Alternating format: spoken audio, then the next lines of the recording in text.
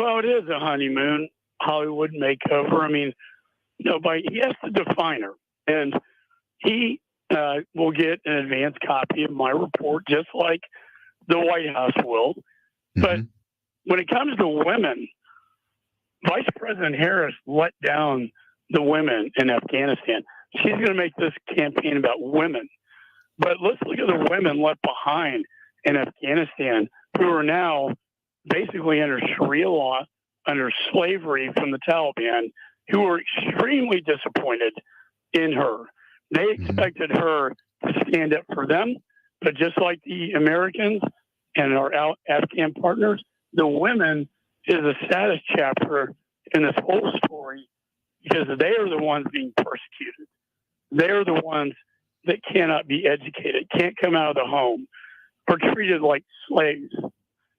And it's all because of this policy. The chairman of the House Foreign Affairs Committee, Michael McCall of the great state of Texas. Mr. Chairman, thanks for your time. Have a great week. Thanks, Mike. Thanks for having me. This is News Talk STL at 1019, 94.1 and newstalkstl.com. Warning, the following ZipRecruiter radio spot you are about to hear is going to be filled with F words. When you're hiring, we at ZipRecruiter know you can feel frustrated, forlorn even, like your efforts are futile, and you can spend a fortune trying to find fabulous people, only to get flooded with candidates who are just fine.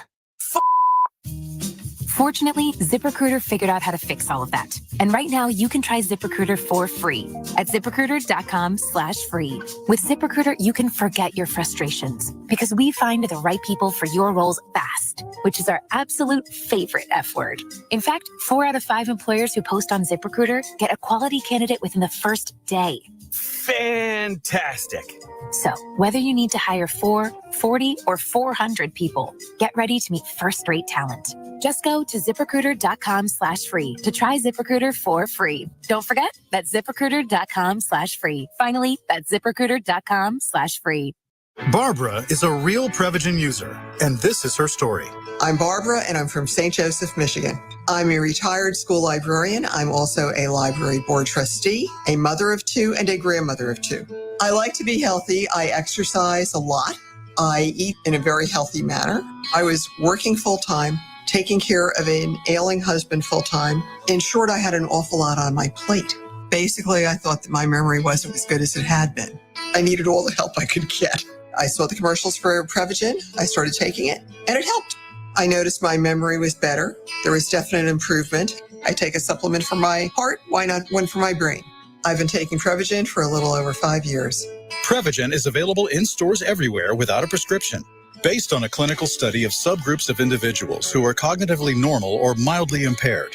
This product is not intended to diagnose, treat, cure, or prevent any disease. Testimonialist was compensated for their time. Tim Jones and Chris Arps in the afternoon. Monday, what new chaos and crises did Kamala Harris cause over the weekend? Senator Jim Talent joins us at 4:25, 5:25 Red State Headlines with Susie Moore. Tim Jones and Chris Arps, weekdays at 4 on News Talk STL. Tim Jones here with Dr. Pat Fader of Comprehensive Chiropractic. Doc, I hear you all have a new treatment program for everyone's chronic knee pain. Tim, that's right. We are helping patients with chronic knee pain by addressing the root cause of their condition. And what makes your program so unique? Well, Tim, many programs focus on just one component of the problem, the structural component. Our program focuses on the metabolic and neurological component to complete the picture and improve our patients' outcomes. We get to the root cause of what is driving inflammation in a person's body and address it directly. For your chronic knee pain and more, visit cchiropractic.com. All information, make an appointment at cchiropractic.com.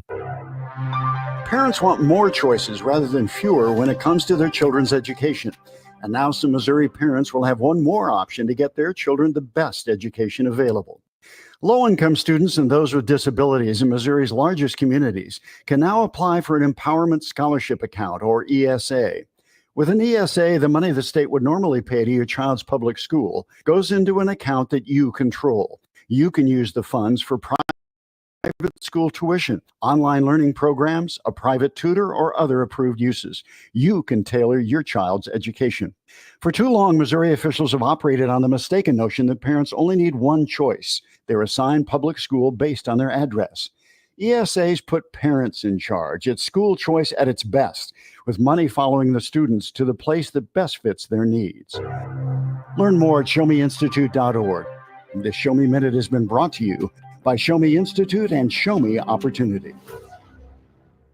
Now you can fly anywhere in the world and pay discount prices on your airline tickets. Book a flight today to London, Paris, Madrid, or anywhere else you want to go and pay a lot less guaranteed. Call the International Travel Department right now at Low Cost Airlines. 800-515-2397. 800-515-2397. That's 800-515-2397.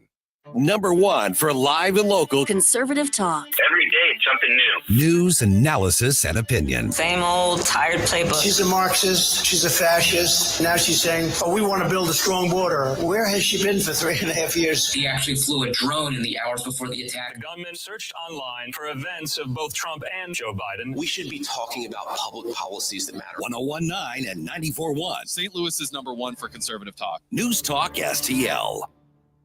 Taking you right into the end zone with Fox Weather's exclusive weather forecasting technology and the risk of weather impact for every single game of the regular season. Listen to Storming the Field every Friday on FoxNewsPodcasts.com. A deeper dive into the major and controversial stories of the day. This is the Fox News Rundown. More coming up. This is News Talk STL at 1019, 94.1 and newstalkstl.com. The Vic Porcelli Show. So the general election will still be under the auspices of Secretary of State Jay Ashcroft. We'll ask him about the upcoming election Friday at 9:41. Weekday mornings at 9 on News Talk STL. Tony Colombo here for the Farmers Co-op Old Town Country Store in Old Town St. Peters, where they have a huge selection of products and services for your yard and home, including a full line of lawn and garden products, a full line of products for animal care, and that includes anything from livestock to the family dog or cat. They'll fill any size propane tank for about half the price of a new one, and so much more. Visit them in St. Peters on 2nd Street, right behind the QT at 70 and Mid-Rivers Mall Drive, and check out all their products and services at oldtowncountrystore.com. Southern Armory, your hometown gun store. Come and be more than just a customer. Southern Armory, we carry the best guns, holsters, knives, magazines, ammunition, and even food storage. Special orders are welcome. Southern Armory, 1 mile east of 270 and 44, 9901 Watson Road, and southernarmory.com. That's southernarmory.com. Whether you're purchasing your first firearm or adding to your collection at Southern Armory, you're more than a customer, you're part of the family. Follow Southern Armory on Facebook or at southernarmory.com. I've got a way for you to really dress up your home, and only one guy I'd trust to do it. Michael Proctor, like doctor. Michael will personally examine which drapes, blinds, or shutters will complement your home. He doesn't just measure, he designs, and to make sure it's done right, he will install them. All this saves you money on custom-made drapes, shades, and shutters. Proctor, spelled like doctor. ProctorDrapery.com. ProctorDrapery.com. Are you a St. Louis small business owner looking to boost your brand? Blue Ocean Media Group offers affordable video production that packs a punch. From social media content to branded promotional clips, we'll help you stand out in the digital crowd. Professional quality, small business prices. Let's tell your story together. Learn more at blueomg.com. That's blueomg.com. Blue Ocean Media. Big impact videos for small business budgets. The O'Reilly Update, brought to you by Seavers JCB. Visit them at their St. Peters location. Bill O'Reilly here, and I'm warming up. Stand by for the O'Reilly Update Morning Edition. But first, are you feeling the impact of the recent changes in the timeshare industry? My friends at Lone Star Transfer are the only company I trust to help you. For more than a decade, they have successfully helped over 20,000 owners get out of their timeshare with an A+ rating at the Better Business Bureau. Customer service is their priority. For a free consultation and a guaranteed solution, 855-551-7066 or go to LoneStarTransfer.com. On this Monday, the pressure is on one Donald Trump to perform well in tomorrow night's Philadelphia debate hosted by ABC News. So why do I say that? because Kamala Harris is going to come in with rehearsed answers. Everybody knows that. And no matter what the two moderators from ABC ask her, she'll trot out a rehearsed answer. Now, after she spouts that, the moderators could follow up, but I wouldn't be betting on that. As we saw with CNN Dana Bash, the follow-up questions were non-existent. So Donald Trump not only is going to have to answer questions directed at him, but he is going to have to define Vice President Harris for the country. When Donald Trump is asked a question by David Muir or Lindsey Davis, the two moderators, he says, I will get to that answer in a moment, but I just want to tell you that I'm very uneasy as an American standing on this debate stage tonight. And then Trump launches into a 15-second musing about why he's uncomfortable. For example, I would really like to know why the Biden-Harris administration opened the border, leading to catastrophic consequences. Why did that happen? Maybe you want to ask the vice president that. If Donald Trump conducts himself that way, he'll win the election. Back in a moment. If you own a vehicle with less than 200,000 miles, listen up. Car Shield is a low-cost monthly vehicle protection plan now available to you. This protection plan is at an all-time low price. Please call 800-925-7584 for a free quote. Drivers who activate today will also receive free roadside assistance and towing at no additional cost. That is 800-925-7584 right now. That is the Morning O'Reilly Update. More analysis later on. From the Michaels Flooring Outlet Weather Center. Coming off that outstanding weekend of weather, we begin to warm things up today. Mainly sunny skies, a high around 83 this afternoon. 70s for your evening plans. Humidity still low, so a fairly nice day.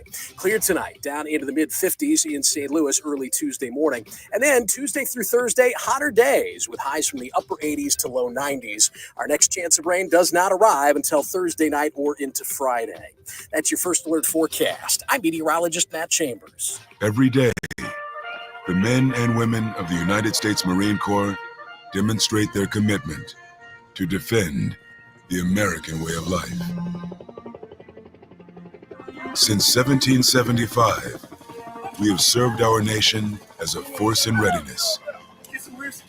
From combat operations to humanitarian assistance in every corner of the world.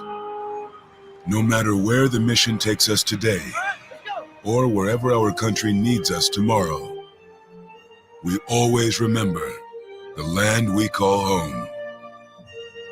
As Marines, we take a stand for each other, for our nation, for us all.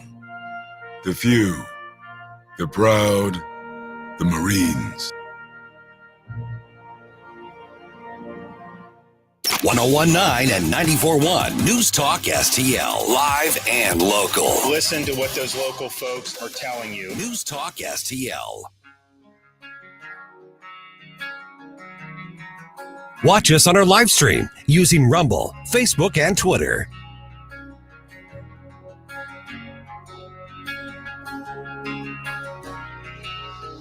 Having your first cup of coffee? Mike's on his third. This is Mike Ferguson in the Morning on News Talk STL.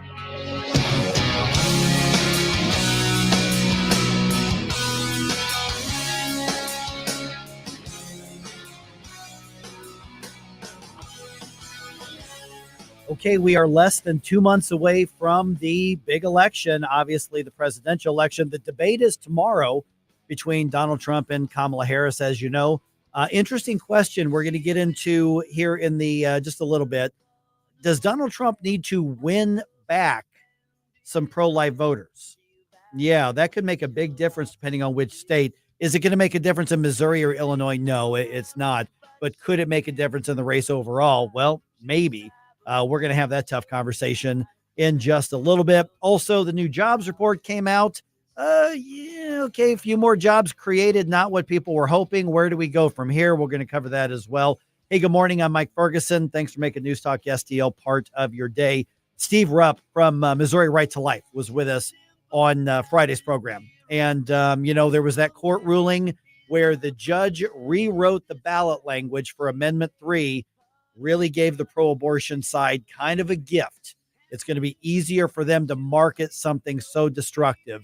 And so we got the update and his assessment of what's not just what that language is going to be there for the ballot, but also how do we try to overcome what's misleading about it. Here's what Steve had to say. I can't say I'm shocked that the judge struck down the language of Amendment 3. But when you look at what was replaced, it's without question friendlier to the pro-Amendment 3 side of this. But we can go through this line by line because there are some things on there that are stated as fact that you've pointed out just not true. I mean, what's your overall reaction to the judge's ruling? Well, this is what's called a fair ballot language, and this does not affect what you're going to see in the voting booth. But when you walk into the polling place, there should be a poster there to explain complex issues that you're going to be voting on. And this amendment is certainly complex. It's really simple, but it's been made complex to try to confuse people. So the fair ballot language that Secretary of State Jay Ashcroft wrote said, so that before people walked into that ballot booth, they could look at this poster. Here's what they would say. It says a yes vote will enshrine the right to abortion at any time of a pregnancy in the Missouri Constitution. Additionally, it will prohibit any regulation of abortion, including regulations designed to protect women undergoing abortions, and prohibit any civil or criminal recourse against anyone who performs an abortion and hurts or kills the pregnant woman. That is called fair ballot language that he wrote, which is absolutely true. There's a word in there that is anything but true. Yet Judge Cotton Walker from Cole County, the circuit judge from Cole County, wrote that this language was unfair, insufficient, inaccurate, and misleading. So today, telling the truth is inaccurate and misleading. So he rewrote the language, and his language says a yes vote establishes a constitutional right to make decisions about reproductive health care. Well, what is reproductive health care? Why don't when we talk about plain language, you're trying to tell people what they're going to be voting on here in a couple of moments, and what they're going to be voting on is killing an innocent human being by a violent method. And he says reproductive health care. So when you talk about misleading, that is misleading.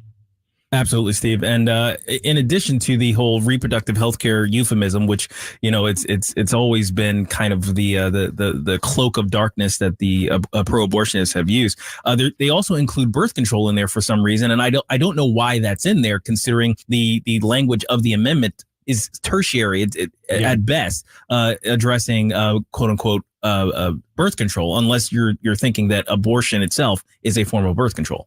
Well, what they're trying to do there, Mike, is they're trying to confuse the issue. Here's the actual language that is the full language of the Amendment 3. Let me read this right. The government shall not deny or infringe upon a person's fundamental right to reproductive freedom, which is the right to make and carry out decisions about all matters relating to reproductive health care, including but not limited to prenatal care, childbirth, postpartum care, birth control, abortion care, miscarriage care, and respectful birthing conditions. They throw all of those things in there to make it sound like, well, I'm in favor of respectful birthing conditions. Of course I am. But this isn't about respectful birthing. Everybody's for respectful birthing conditions, for crying out loud. This is about abortion. And they put all those other issues in there to hide the killing of an innocent human being. Do you ever see anywhere in this amendment anything about the child? Nothing, not a single word. Yet this entire thing is about killing innocent children in the womb. We are visiting with Steve Rupp from Missouri Right to Life. Okay, let me ask you about another line of this fair ballot language, so-called fair ballot language that the judge wrote, not the Secretary of State. It goes on to, let me see here. Okay, it says it allows regulation of government. It allows regulation of reproductive health care to improve or maintain the health of the patient required. Now, here's the part I want to ask you about. which, by the way, that part right there is you've already pointed out, is incorrect. But get this, requires the government not to discriminate in government programs, funding, and other activities against persons providing or obtaining reproductive health care, and allows abortion to be restricted or banned after fetal viability, except to protect the life or health of a woman. Does that basically say constitutionally you will require taxpayers to fund Planned Parenthood? Yes. Okay. That's exactly what it says. Yeah. Yeah, and one of the aspects of that particular bit of language there, first of all, it's two parts that are they're not unrelated. For some reason, it's one sentence, or they're not related, but it's one sentence. The idea that they add discrimination is like we're preventing the government from discriminating. That's kind of how the language is couched, which is, it sounds good. It necessarily sounds like the government is doing a good thing. Hey, we're preventing discrimination, as opposed to what's actually happening is we're providing an avenue for federally funded abortion and state funded. State funded abortion. Yes.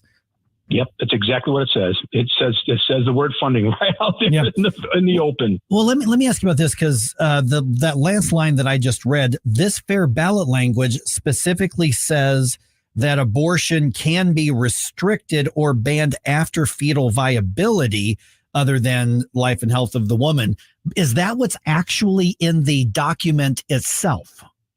Yes, it is. Yes, so they can restrict it. Yes, they and that, you talk about a red herring, Mike. Yeah. This is the red herring. They say that and people are going to walk out of there or be in that voting booth thinking, well, this will restrict abortion after viability, which is, by the way, what is viability? Is viability, it's a made-up term, by the way. It's not a medical term. It's a made-up term to try to, again, confuse the issue. Is it 19 weeks? Is it 20 weeks? Is it 24 weeks? Is it 25 weeks? Because there's no description of that. So what is fetal viability? And then they go on to say, they say in one sentence, they say that it will allow regulation after fetal viability. Then they turn right around to say, except, and as soon as you hear that word except, it should raise the red flags, except to protect the life or health of the woman. The health of the woman is described as virtually anything. Right. Stress. If she's pregnant and she's going to have a baby, and she doesn't want that baby, it's because it's going to cause her stress. Legally, this gives her the right to have an abortion literally up to the moment of birth, all 9 months. Okay. So it completely wipes out that other garbage about fetal viability. Yeah, and also apparently it is misleading when they say it allows abortion to be restricted or banned then. Yeah. Yes. Okay. Yes. All right. That's what I was. Because it really doesn't. It really doesn't. Yeah. Okay. So we've had a couple people on social media send in questions, Steve. At least two have said, is there the ability to appeal this language decision? At this point, no. Okay. Nope. Really, there's no time. There's no time to be able to appeal that. By the time this goes through the courts, it would be too late, because we have early voting on September 24th. Yeah, so we're coming up real fast. Okay, then where do we go from here? Because this ruling is a big gift to the pro-abortion side. So this is going to affect the message, because what's going to happen is somebody's going to say, no, here's what Amendment 3 does. And then all that the activists are going to do is say, no. Look right here. Here, it says right here. That's not okay. So how do we, this is just another obstacle we have to overcome now. So how do we do it? What's the right way to approach this? Well, we've got to educate the voters. We've got to educate the voters that this language is terribly misleading. I call it the language of illusion. And we've got to be able to expose that illusion to the voters. And there's all kinds of organizations right now that we're working together with to be able to do just that. Now, we do have one little bit of an ace in the hole. We pray like crazy. There's a hearing today in Jefferson City that there's a lawsuit that was fashioned by the Thomas More Society and a couple of our legislators and another citizen that have challenged the ability to even have this on the ballot, saying that it violates state and constitutional laws, because the state and constitutional laws say that you can't have an amendment to the Constitution that handles more than one issue.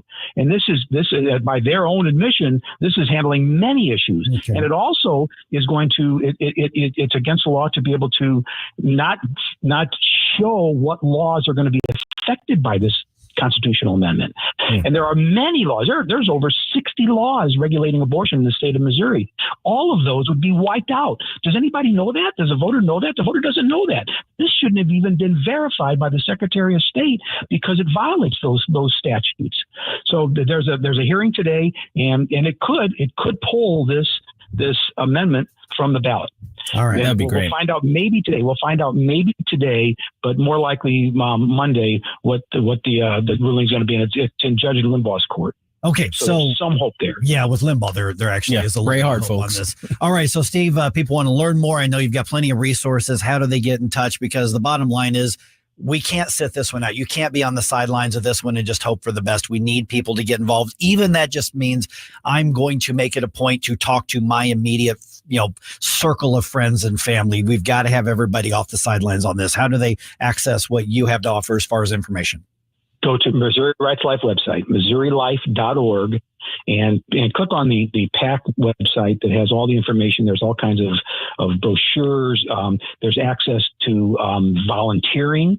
They can go to the volunteer portal and volunteer to be able to get yard signs, to knock on doors, to make phone calls. We've got a very, very, very coordinated ground effort happening all across the state of Missouri. All right, let's get the first morning news dump of the day moving, and we're going to do that in about 2 minutes and 38 seconds right here on 101.9 and 94.1 News Talk STL.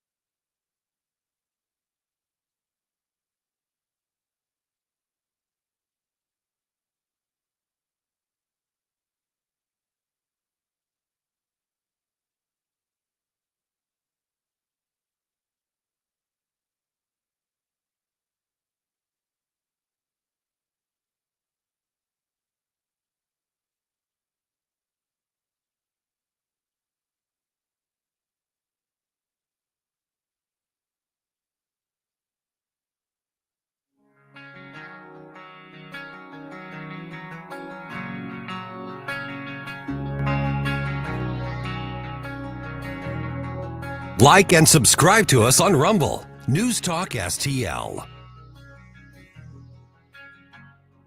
Get up. It's Mike Ferguson in the morning.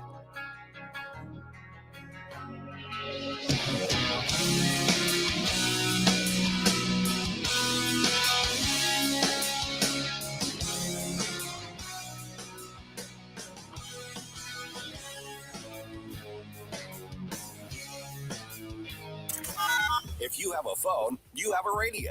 Yes, I listen on my phone. Download the News Talk STL app. News Talk STL. Streaming live on the mobile app. It is awesome. And listen anytime. Love the News Talk STL app.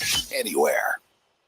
Man, what a great party you're throwing here. This wasp nest is great. Yeah, man, we got about 70 wasps in here. Too bad we can't fit any more wasps in here. It looks like they're having fun outside, stinging all the kids. Oh, man, who just pulled up? Oh, no, it's the pest control company again with those green wheels. They seem to kill every one of my parties. This is Derek, the owner of All Solutions Pest Control. Give us a call today at 636-486-7888. Learn more about our special $67 offer. You can visit us online at allsolutionspestcontrol.com. If a pest-free home is your goal, call All Solutions Pest Control. For over half a century, Joe Bacardi's has been serving up a little taste of Italy right here in St. Louis. Family owned since 1971, we're more than just a restaurant. We're a local landmark. With 4 convenient locations, we offer something for everyone, from our famous pizzas to mouth-watering entrees and delicious salads. Dine in with a glass of wine or grab a quick carryout. Whether it's dinner for 2 or catering for a crowd, Joe Bacardi's has you covered. Visit joebacardis.com and join our loyalty program. Joe Bacardi's, where every meal ends with buon appetito.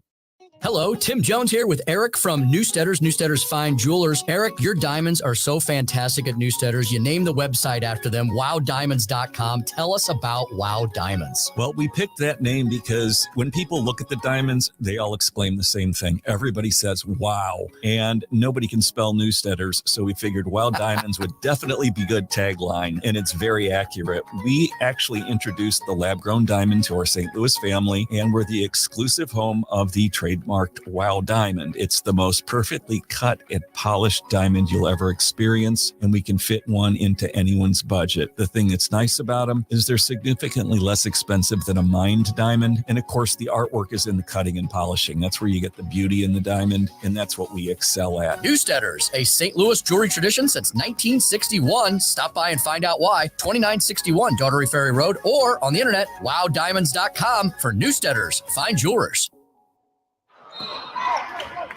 Have you noticed bad behavior has become normalized at interscholastic athletic events?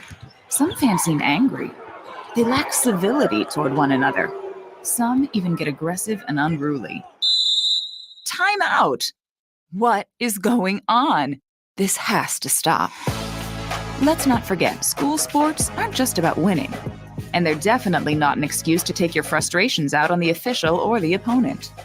They're about teaching lessons like perseverance, respect, and empathy, so students can learn and grow as people, not just as players. We all have a role to play in setting a good example for our students and teaching them these important values. So fans, it's time to step up your game and behave positively at interscholastic athletic events in Missouri. This message presented by the MSH SAA and the Missouri Interscholastic Athletic Administrators Association.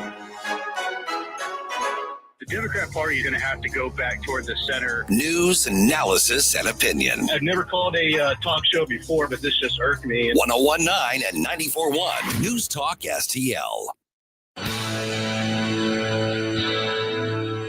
Hi, it's Randy Tobler here. Pour a big cup of coffee and catch my show every Saturday morning from 6 to 9. Right now, it's back to Mike Ferguson in the morning here on News Talk STL. All right, we may or we may not vote on Amendment 3 in Missouri after all. Jury's still out. Okay. No, figuratively speaking, the judge is still out on that. I'll give you the update on it. We have the other perspective regarding the controversy surrounding Thrive. That's going to happen in the 7 o'clock hour. Looking forward to seeing what happens there. Yeah, apparently our conversation on Friday regarding all the accusations against Thrive's leadership, a lot of people downloading and checking out that podcast. Okay. So we've got the other side there. And a Missouri Gold Star family is among those who will be honored by Congress this week. It is 5:51. Let's dump some news on you. The Morning News Dump. Are you joking? Is this a joke? Listen, folks. The Morning News Dump. All right. Amendment 3 might not make it onto the ballot in Missouri, although that decision is far from final. So here's what's going on. On Friday, Judge Christopher Limbaugh ruled that voters were purposely not informed of the current statutes the amendment would overturn if passed. That's a violation of state law. That's what actually happened. So the ruling stops short of blocking the measure from the ballot. Basically, there's a stay in place, and Limbaugh gave the pro-abortion supporters time to file an appeal, which they did immediately. A final ruling is expected by tomorrow. Matter of fact, the hearing is expected to happen early tomorrow morning, and a ruling that day, because tomorrow is actually the deadline to finalize or kick something off the ballot for the general election in November. Boy, I bet a lot of folks are following it back and forth over the weekend, as I was. Oh, yeah.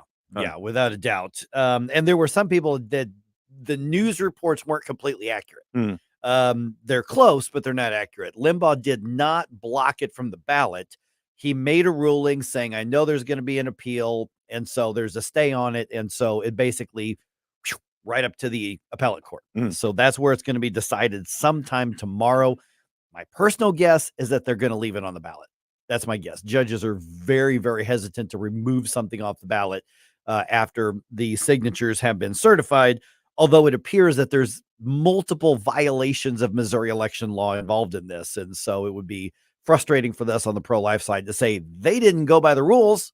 and yet they still get to put the pro-abortion amendment on the ballot. But we'll see what happens. We'll talk about it in a little more depth here in just a little bit. Okay. All right. Let's see here. On Wednesday, Appalachian high school students in Winder, Georgia, of course, attacked in a shooting that killed 4 people. On Meet the Press on NBC, Georgia Democratic Senator Raphael Warnock decided to talk about his frustration that we don't have more gun control in this country. 14-year-olds don't need AR-15s. And we need to get these military-style weapons off the streets. 87% of Americans, Democrats and Republicans, according to a Fox News report last year, believe that we ought to have universal background checks, and still we can't even get that done in Congress. Okay, now here's, we're going to go into more depth here in just a little bit. Apparently, the suspect's mother called Appalachian High School after getting a text in which that warned her of the shooting. Police have arrested 14-year-old Colt Gray and his father as well, but turns out the school actually had not much, but they had some advance warning that something like this could happen. Was that warning the morning of the shooting? The morning of.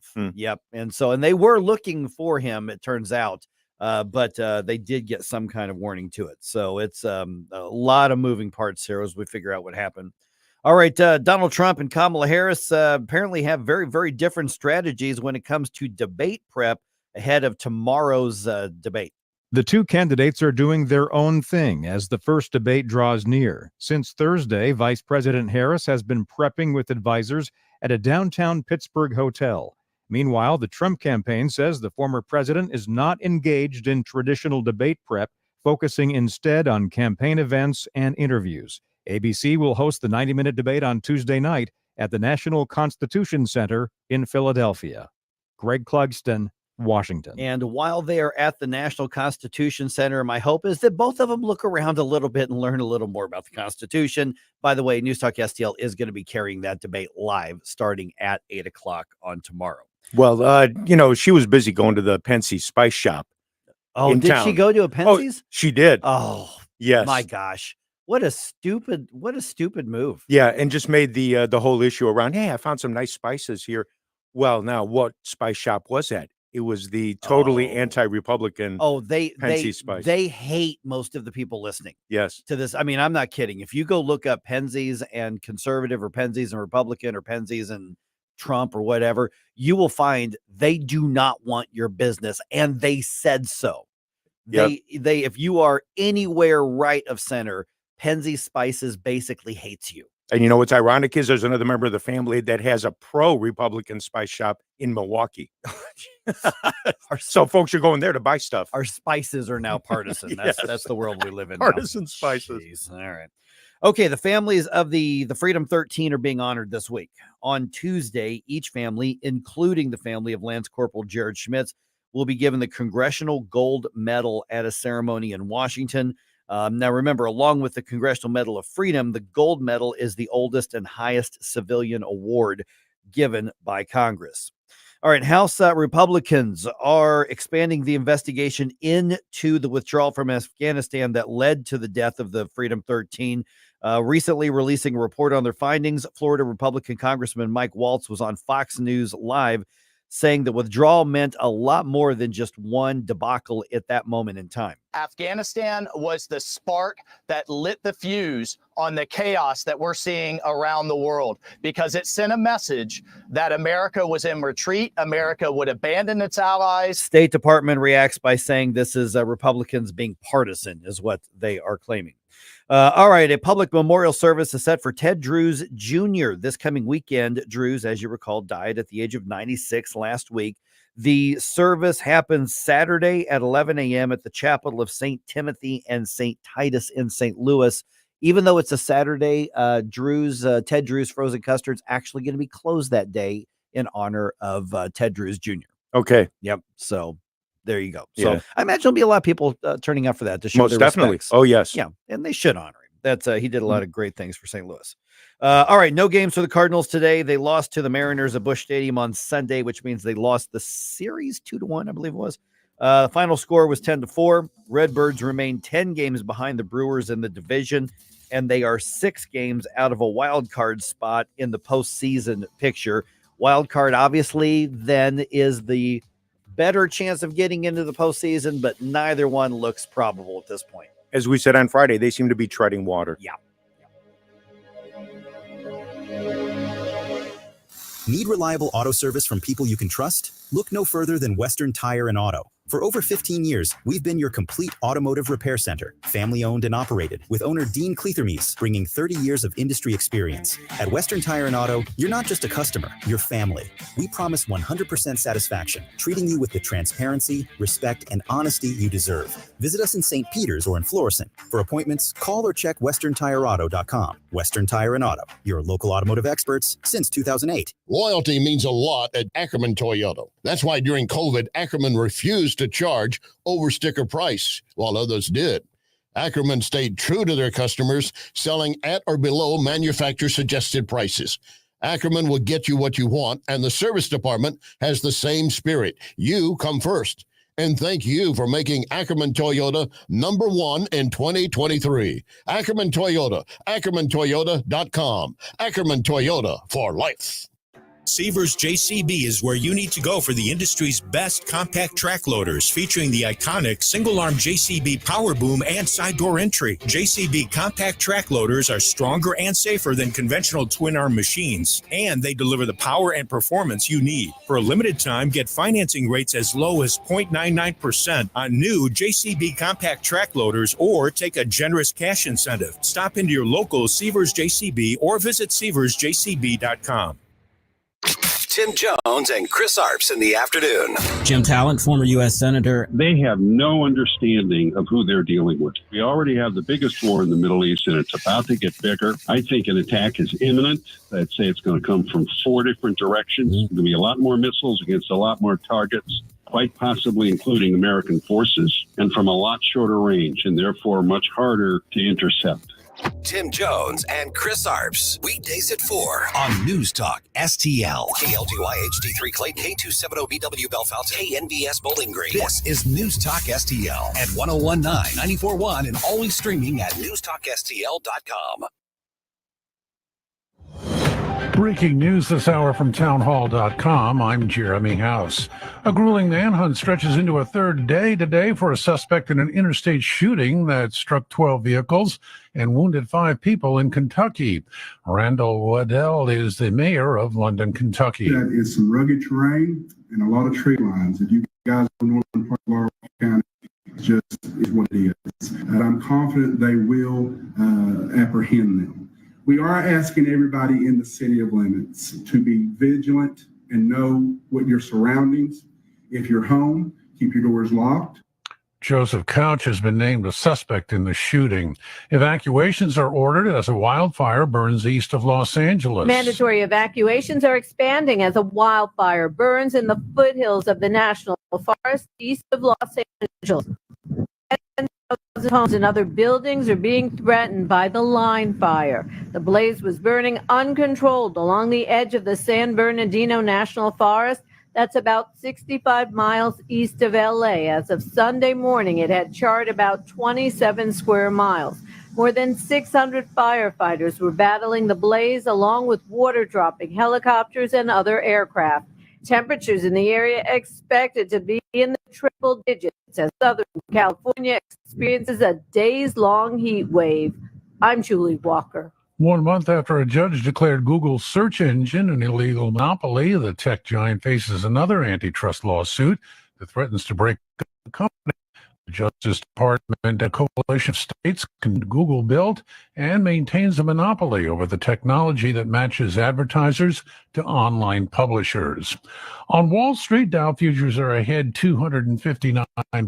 Nasdaq futures are up 139. News and analysis at townhall.com.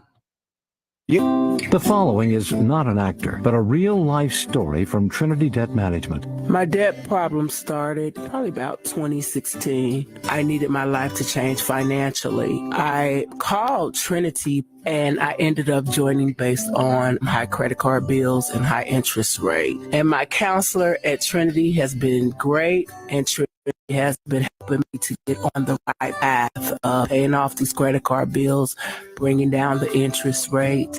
They have consolidated my bills into one low monthly payment. and now I am finally getting out of credit card debt. So I just want to say thank you, Trinity, for showing me a better and greater path. If you're in debt and you need help, call Trinity at 1-800-990-6976. My name is Sharon, and soon I will be debt-free for keeps. 1-800-990-6976. From the Michael's Flooring Outlet Weather Center. Coming off that outstanding weekend of weather, we begin to warm things up today. Mainly sunny skies, a high around 83 this afternoon. 70s for your evening plans. Humidity still low, so a fairly nice day. Clear tonight, down into the mid-50s in St. Louis early Tuesday morning. And then Tuesday through Thursday, hotter days with highs from the upper 80s to low 90s. Our next chance of rain does not arrive until Thursday night or into Friday. That's your first alert forecast. I'm meteorologist Matt Chambers. This hour of News Talk STL brought to you by Jewels on Hampton, paying some of the highest prices for your gold, silver, diamonds, and more. Call 314-752-5000 or visit jewelsonhampton.com. Craving the most delicious pizza in town? Head to Monocle's on Highway K in the heart of O'Fallon. From thin crust to pan pizza, gluten-free options, and every topping imaginable. Monocle's, as you covered. Indulge in mouth-watering calzones, party-sized salads, and our famous sweet and tart dressing. Family-owned and locally operated, Monocle's serves up love and care with every bite. Dine in or carry out, and don't forget to try our banana-licious monkey bread for dessert. Order online at monocles.com or stop in today and tell them News Talk STL sent you. Dreaming of upgrading your outdoor space? STL FenceWorks is the choice for you. Our skilled craftsmen build custom fences from modern vinyl to classic ornamental, fitting your style and budget. Elevate your outdoor living with low-maintenance decks designed to relax and entertain. We choose only top-quality American-made materials, ensuring your project is built to last. Your satisfaction is our passion. With over 50 years of experience, custom designs, and exceptional customer service, visit stlfenceworks.com today. So many ways to listen to News Talk STL. Join the conversation. All you have to do is say, Hey Alexa, play News Talk STL. Welcome to News Talk STL, conservative talk radio for St. Louis. Mike Ferguson. I'm the world's heavyweight wrestling champion. Gabe Pfeiffer. I'm Batman. Get up! Get up! Can't you hear the alarm? Get up! Get up! I want to be clear. I'm not going nuts. Mike Ferguson in the morning on News Talk STL. Good morning to the people of St. Louis. All right. Will voters decide Amendment 3 after all? Court rulings got that in question right now. We may not actually even vote on it, which I am fine with. Oh, yeah. I was praising God for seeing this. It's like, okay. Yeah. Do we have a chance? There's a chance. Steve Rupp from Missouri Right to Life. We just had that replay because we talked to him on Friday about the ballot language, which one judge in Cole County rewrote to make it more favorable to the pro-abortion side. By like a lot. Oh, it was a big difference. Yeah. It went from the ballot language was tilted against the amendment. Now it's tilted for the amendment. Yeah. I would say tilted hard, especially because of the obfuscation and outright lies that were built in. Well, then a different judge got a different lawsuit from the Thomas More Society on that. And I'll get to that here in just a second. But there was a lot of confusion on social media. There's a lot of people who are saying a judge struck it down and banned it, blocked it from the ballot. That's not correct. But there is a stay involved and it may not end up on the ballot. We'll get to that here in just a second. 6:06 right now. Hey, top of the morning to y'all. By the way, Rebecca loves your shirt. Yes, Gabe. This is the shirt. I actually had the story about this shirt walking around. I think it was Stuckey's or something like that. And like 3 people said, "Hey man, that's a great shirt." And I'm like, "Thank you." But read the shirt. Yeah. It stay away from me. It says, I like 2 people and all the dogs. Yeah. And all of the people who were approaching me were strangers. So clearly they were not one of the 2. Comprehension was the thing. Like, come on, guys. By the way, Rebecca also says she saw the Reagan movie this weekend. And she says it is a fantastic movie. Best movie I've seen in years. Totally engaging and emotional. Dennis Quaid does a great job as Reagan. And we have the screening, our own News Talk STL screening coming up on Saturday. Yes, sir. This coming Saturday. Not only will Gabe be there, not only will Stell be there, not only will I be there, Bob Andres could be there. as well. Oh, there we go. So he's going to say hi, get a chance to meet him. Special guest Bob on. So go to newstalkstl.com and register to win a pair of tickets. I will tell you that we've had a lot of people enter in. So enter in and get your chance to win those tickets and come hang out with us. And no matter when you see the movie, whether it's with us or with anybody else, make sure you stay all the way through the credits because there's a bunch of stuff after the credits run. Yeah, good heads up on that. All right, let's talk about I'm going to get to the Amendment 3 thing real quick, just real fast here. We got an update from Officer Travis Brown's family, a Ferguson police officer who was suffered a brain injury at the hands of some pro-BLM, Michael Brown-inspired type of protesters when they decided to get violent on the anniversary of Michael Brown getting himself killed. It's been over 2 weeks now. Ferguson police officer Travis Brown is still in a coma, but the family says the doctors are slowly backing off of the sedation in hopes that he wakes up. So he has not awakened yet. Okay. But they're hoping that he will, and then they're going to have a better idea of what his condition is going to be like and what his prognosis is going to be like. And I hate to put it this way, if and when he wakes up, because we're still not sure what that's going to happen. This happened on August 9th. So this happened a month ago today. A month ago. Yeah. Man. There was another fundraiser for the family in Pagedale, and apparently like another $8,000 was raised for his family. Now the GoFundMe now is almost at $150,000. And I know that sounds like a lot of money, but when you're talking about a completely life-altering injury, like a traumatic brain injury like this, that's not going to last a lifetime. Yeah, but it's still going to be a big help to the family on this as well. Absolutely. So he did have pneumonia as well that had set in, which isn't that uncommon apparently when you are like intubated. But those symptoms are also starting to subside as well. So there's some good news, but not enough good news. We need more good news for Officer Travis Brown. Keep praying, folks. Absolutely. Okay. So here's what happened on Friday.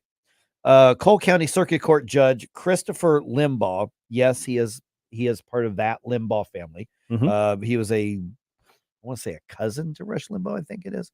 But he ruled Friday that Amendment 3 is, in his words, in blatant violation of requirements that initiatives are supposed to have in order to be a part of the process here, to get onto the ballot. So specifically, what he is saying is that the people who were doing the signature gathering purposely failed to mention and inform people of the statutes or provisions that will be repealed if voters approve the proposal. So what he's arguing is that the documents that you sign, the petition that you sign, is supposed to say this will repeal these statutes and laws, and they did not do that. Okay. And that's required by law. All right. Well, that seems pretty plain, doesn't it? Yeah, pretty plain. And let's see here. There was also one other aspect of this too, that he said that they, basically are in violation of. So the finding that his ruling is that the initiative is in violation of state law, but he did not ban it from being on the ballot. And that was more of a procedural thing because he knows that it's going to be appealed. So he basically gave the ruling saying, yes, this is in violation of state law. Here's your time to file the appeal, because time is a factor here, because tomorrow is the deadline. Right. For something to be thrown off the ballot or kept onto the ballot. So they have to do it constitutionally. So there is going to be a hearing tomorrow morning at 8:30 in Cole County, I believe it's going to be. And this lawsuit was filed on behalf of two or three state representatives, one state senator, a couple state representatives, some pro-life activists, and the president of Our Ladies Inn. CEO Peggy Forrest was a part of that, as well as Hannah Kelly, Senator Mary Elizabeth Coleman, and let's see here, Kathy Fork from who's an activist here. So they were the plaintiffs in the lawsuit on this, and so the folks who are promoting the pro-abortion rule or pro-abortion amendment, they've obviously appealed. They're going to get the hearing. My guess is that this is going to be on the ballot. Oh, you're thinking so? Because who's the circuit judge that's going to? I don't see that in the story. Okay, I don't know. But it is going to a higher court. Oh yeah. From Limbaugh's court, and they're gonna make the final determination. Yeah, and here's the thing: in Missouri, judges are really, really hesitant to remove something from the ballot after the signatures have been verified. But the other argument that the attorney from Thomas More Society said is that there's more than one topic on here which is blatantly unconstitutional in Missouri, and it is. And so I guess you can appeal the results if it wins, but judges are very, very hesitant just kind of in the legal community to take something off the ballot that has made its way onto the ballot. I'd like them to be more hesitant to allow things that violate the law to go through, but that's a whole different story, I guess. Yeah, and here's one of those things is I was trying to gauge myself on this, and I'm saying, okay, if Judge Limbaugh's ruling stands and Amendment 3 is tossed off the ballot, I'm obviously incredibly happy that we will not become a pro-abortion state, right? At least now. And there's no chance of it, at least. Yeah, there's no chance. This cycle. Right. And we would get another chance to get initiative petition reform done so that we can raise the bar, and then we can have the debate again, I'm sure. Yeah. So I'm thinking, okay, am I just breathing a sigh of relief because there's a chance now, and the end result is we can stay a pro-life state, and I'm disregarding the process. But then I kind of came to where you ended up there, where you went immediately, and I kind of came around. I said, wait a minute, if they did not abide by the statutes, if they did not abide by the process, then no. Why should they get to short circuit it? Right. Why should they get to, violate the state law and get something on the ballot when they didn't do it the right way? That would be special treatment. Right. I don't see why it's the same statute that requires the number of signatures, right? So I don't see why they would be allowed to get on the ballot violating this portion, not informing people, versus not having enough signatures. One of the most common things I saw in reaction to the ruling was, a judge decides to ignore 380,000 Missourians who signed. Oh, yeah. Okay. Well, I guess you could look at it that way if you want. Yeah. However, I mean, if I decided to start a ballot and I convince 380,000 people to sign it, but it's really super conservative and I violate state law along the way, and I don't want to say cheated. I don't know that they were trying to cheat. They were just doing what is done in politics. Sure. But if they violated the law, should I go, but enough of these people don't care that I violated the law, put it on the ballot. Let's vote. Why are you stopping people from voting? Well, if the threshold was 250,000 and 249,000 people signed, you can't just say, "Hey, you're going against the will of 249,000 people." Yeah, but the law says 250 need to be on the on signatures. It's the same thing to me because it's the same statute and the law is supposed to be the same for everybody. Yeah, everybody knows what the rules are. Am I getting very technical and picky because I want to stop a pro-life because I want to stop a pro-abortion thing? Well, yes. Maybe.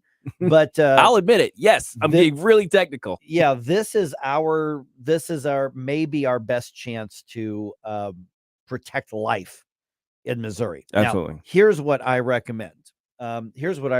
Everybody assume this is going to be on the ballot. Yes. Assume it. So don't stop talking to people about why they need to vote against something as extreme as Amendment 3 and why we've got to protect life in this state. And then regardless, if this does not wake up the Republicans in the state legislature as to why the initiative petition reform must happen, this is the one chance the pro-abortion side has to take a red state and pass an extreme pro-abortion measure. You can't let up because a judge made a ruling. Okay. All right. Just ahead here. It turns out that Appalachia High School had warning. They had warning too. They had warning on top of it that Colt Gray could be dangerous and that he was wanting to hurt people. He had warning. I'll tell you about that around 6:20. We give you news, analysis, opinion, and more. Only on News Talk STL. Get up, what are you waiting for? Get up, get up, get up. Get up, St. Louis. It's Mike Ferguson in the morning. Mike Ferguson here. Retirement should be a time you can relax. No more stress from work. But there's one thing you can't forget about when retiring. That's your money. Do you have enough saved to fund your income for life and keep up with inflation? How will you claim your Social Security benefits? And what about long-term care? The ClearPath Wealth Management Group at Stifel is here to help answer all of these questions. You can hear their latest views on the markets and investing during On the Money, hosted by Stifel financial advisors Bob Stockdale and Eric Robert, every Saturday morning at 9, right here on News Talk STL. They can help you get organized, guide you through critical retirement decisions, and create an investment portfolio designed around your needs. To schedule your free retirement plan consultation, go to clearpathinvesting.com. That's clearpathinvesting.com. Or call 636-695-2650, 636-695-2650. Stifel Nicholas and Company Incorporated, member SIPC and NYSE. Dr. Randy Tobler here, and I know that when you're looking for a dentist, you have to make sure you choose a dental practice that's compatible with you and the needs of your family. Well, I'd like to tell you about my dentist, Dr. Dan Cusimano, and his partner, Megan Dwyer, and their team at Advanced Dentistry at St. Charles. The great team at Advanced Dentistry of St. Charles can accommodate all of your cosmetic and restorative needs because their passion is general dentistry. Implants, crowns, bridges, even dentures. That what you need the most is what they'll provide in a personalized, focused way. And they can provide therapeutic and cosmetic options like Botox and dermal fillers. Get to know them and all they have to offer by calling 636-978-0226 or visit them on the web at advanceddentistrynow.com. That's Dr. Daniel Cusimano and Dr. Megan Dwyer at Advanced Dentistry of St. Charles. That's Advanced Dentistry Now, 636-978-0226. Or visit them on the web at advanceddentistrynow.com. This hour of Mike Ferguson in the morning is brought to you by Stifel. Request a portfolio review from your Stifel financial advisor at stifel.com. That's STIFEL.com.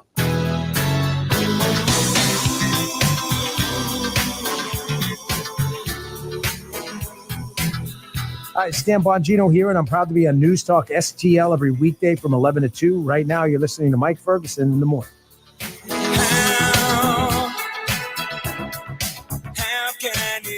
All right, we're getting more details about the Georgia school shooting, and it looks like the school was warned before the school shooting started.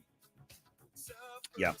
By the way, there were new jobs added to the economy last month. At least that's what the latest report says at the moment. At the moment. Yeah. Can we believe the numbers? Yeah. Who knows what it's going to say a few months down the road, but we got the update on the economy with our friends from the Competitive Enterprise Institute at 6:35. It is 6:20 right now. All right. Multiple reports now say Appalachian High School in Winder, Georgia had at least a few minutes warning before Colt Gray went on his shooting spree. Now, it doesn't sound like they had a lot of warning. Okay. But they at least had some warning. Okay. So let me go back to the articles that I found on this because I've been doing a lot of reading on this over the weekend here. And there we go. Okay. So here's what we know so far is that Colt Gray's mother and the father are not together anymore. Okay. Right. So, and he stayed with his mother mostly. It looks like he stayed with his father. Oh, okay. Actually. Oh, wow. Yeah. So the mother of Colt Gray attempted to warn school officials a few minutes before the rampage. Okay. So Marcy Gray is the name of the mother, called the school a little bit before the attack, saying that there was an extreme emergency involving her son. Now, these details are in an interview in a story that was published in the Washington Post. And so another family member recounted that and sent screenshots of the text messages and all that sort of thing. The aunt of Colt Brown, her name is Annie Brown, or Colt Gray, Annie Brown.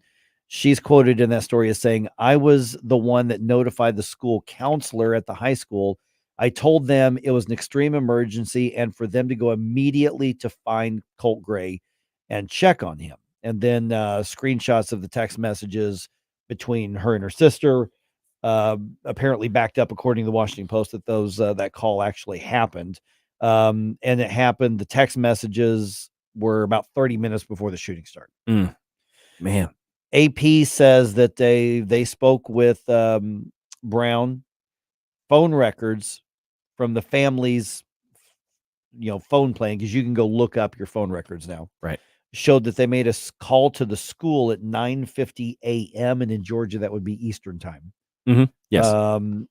School personnel did look for Colt Gray, but he had already, I guess, had his weapon, and they didn't get to him by the time he started shooting. Had he left school, one thing I'm not clear on is if he was essentially skipping school and then went to the school with the guns, or he was at school with the guns and then kind of came out to do his business. You know what I mean? The latter is what it sounds like. Okay, so he was in school. It seemed all normal, right. And then he leaves class, maybe to go to the bathroom or something like that, goes and Right. gets his weapons and then starts up something. Yeah. Okay. And so there was some confusion as they were looking for him, because apparently there's another kid with a very similar name. Okay. And so they were looking for him, and they ended up taking like that other kid's backpack. They couldn't find either kid.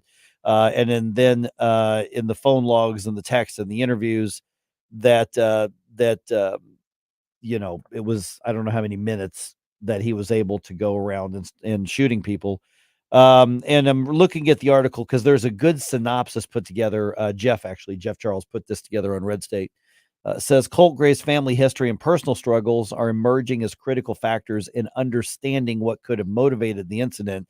He had reportedly struggled with bullying and his parents' separation. Okay, Yeah, that's awful if that's what happened. But a lot of people deal with that. Yeah, we deal with that a lot.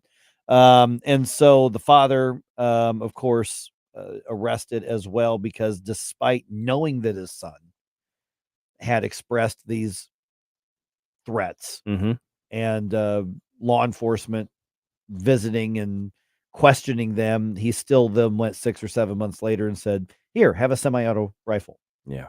Which again, in a lot of rural areas, that's not unusual. Well, that's a normal gift. I don't know. I was 12, 13, 14 when I was given my first rifle. It was a 22 single shot rifle.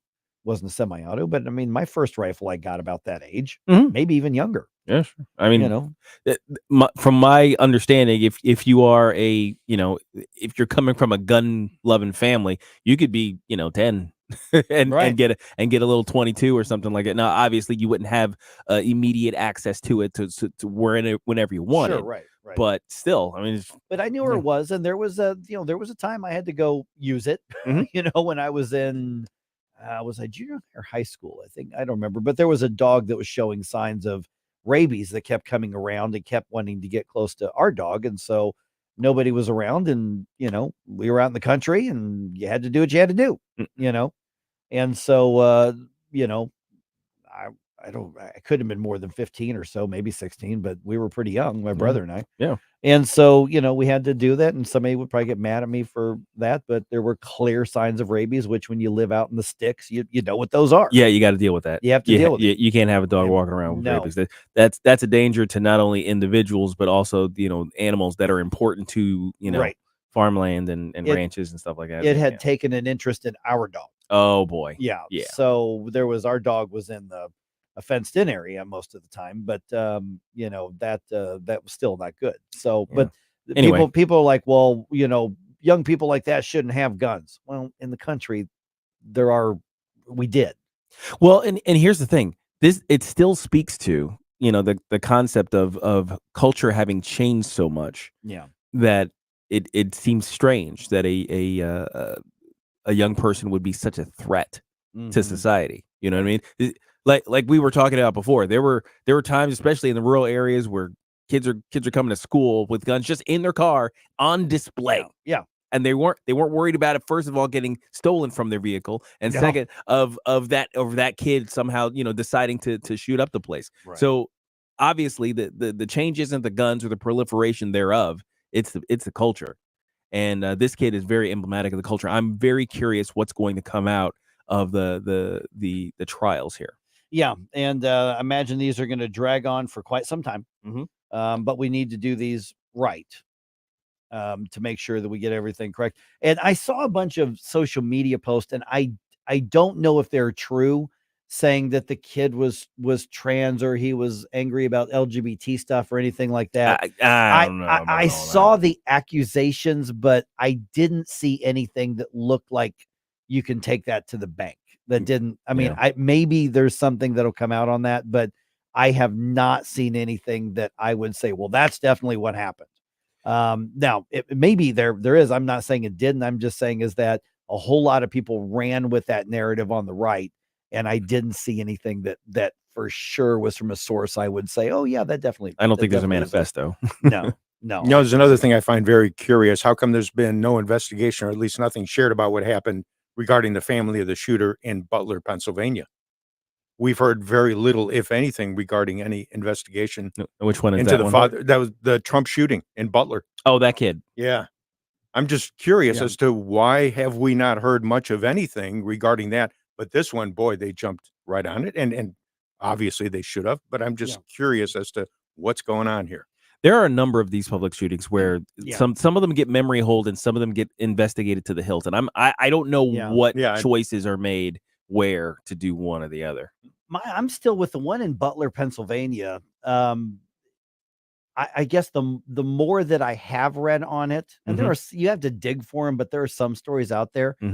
It really, to me, more and more, and I know people don't like this because it's an election year and it's a political station and we're conservative and I'm supposed to fill in a conspiracy theory, but it looks like it was a crazy guy. And one of the presidential candidates was in his neighborhood and that was the opportunity. I really think that if the Biden campaign were doing a rally there, that he would have tried to shoot Biden. Now, he wouldn't have gotten there. The Secret Service would have locked that down a whole lot better. Because it would have been actual Secret Service. Yeah, the story there, I think the story there is the security, but the shooter, it sure looks like he was doing searches on both of them. So he's a crazy kid looking to make a name for himself, which is very often what we see of these types of people. There's like, I'm going to shoot up a school so I can be somebody before I die. Right. Or so that blaze of glory. Yeah. It's the blaze of glory concept. Right, yes, exactly. So yeah, I can definitely see that. That's what it looks like to me. There's gonna be a lot of people disagree with me. I get that because we insist on they're out to get us kind of thing. But, when it appears as though they're hiding, that it lends to that, which is the problem, which is why transparency would be the solution to this. But I don't know why they don't do that. We've had those conversations like here in the building saying, you know what, when you're not transparent, people fill in, they backfill in their own narrative. Yeah. And that's what we're seeing both at the local level on some things and the national level on some things. In both of these cases, what you could have is just deeply, darkly disturbed people who just decided to go try to kill. Which is why I'm really, like I said, interested in seeing what the trial and what comes of all of that and some of the discussions about his mental health. Right. And especially for the dad as well. Yes, that's going to be a big one. Without a doubt. All right. What's the real story on the economy? Are we adding jobs or not? The unemployment rate went down a little bit. What's that actually mean? So we'll talk to our friends at CEI here around 6:35.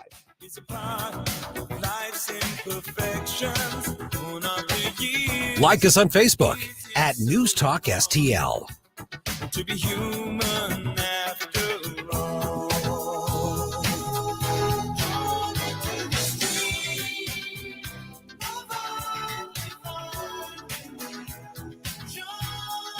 Get up.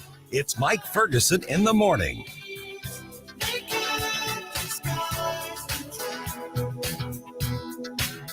That there is something about you, baby, so right. All the information I need on the drive to work. Mike Ferguson in the morning. I keep it on throughout the day, whether it's local, national, or something big that's happening overseas. News, analysis, and opinion. St. Louis is #1 for conservative talk. News Talk STL. From the Michaels Flooring Outlet Weather Center. Coming off that outstanding weekend of weather, we begin to warm things up today. Mainly sunny skies, a high around 83 this afternoon. 70s for your evening plans. Humidity still low, so a fairly nice day. Clear tonight, down into the mid-50s in St. Louis early Tuesday morning. And then Tuesday through Thursday, hotter days with highs from the upper 80s to low 90s. Our next chance of rain does not arrive until Thursday night or into Friday. That's your first alert forecast. I'm meteorologist Matt Chambers. Are you tired of hard chlorinated water drying your skin out, tasting bad, and ruining your fixtures? Jones Air and Water Treatment has a solution to this pollution. Our Hydratech H2O leaves you with great tasting, soft water at all fixtures in your home with one unit. Call Jones Air and Water at 636-899-1040 or visit us on the web at joneswater.com. You can be a filter or buy a filter. Jones Air and Water, 636-899-1040 or joneswater.com on the web. Call us now. Why choose a Sleep Number smart bed? Can I make my side softer? Can I make my side firmer whenever I want? Can we sleep cooler? Sleep Number does that. Cools up to 8 times faster and lets you choose your ideal comfort on either side. 94% of Sleep Number smart sleepers report better sleep. J.D. Power ranks Sleep Number #1 in customer satisfaction with mattresses purchased in-store. And now, during our biggest sale of the year, save 50% on the Sleep Number limited edition smart bed. Limited time. For J.D. Power 2023 award information, visit jdpower.com/awards. To find a store near you, visit sleepnumber.com. Are you having trouble hearing? Hearing loss can devastate the quality of your life. Now, there's an affordable fix for you or your loved one. Rated in the best hearing aids of 2024 by USA Today, Audion Hearing has the highest quality hearing aids at the lowest prices, just $189. I actually like them better than my old $5,000 hearing aids. I could not believe how my hearing and life changed. Join over 500,000 happy customers by going to audionhearing.com. That's AUDIEN hearing.com. The Allman Report. Hey, Monday on the Allman Report, all the nuttiness from around the weekend as only I can lay it on you. The Allman Report on News Talk STL. Jamie Allman. Weeknights at 8 on News Talk STL. If you have a phone, you have a radio. Download the News Talk STL app and listen anytime, anywhere.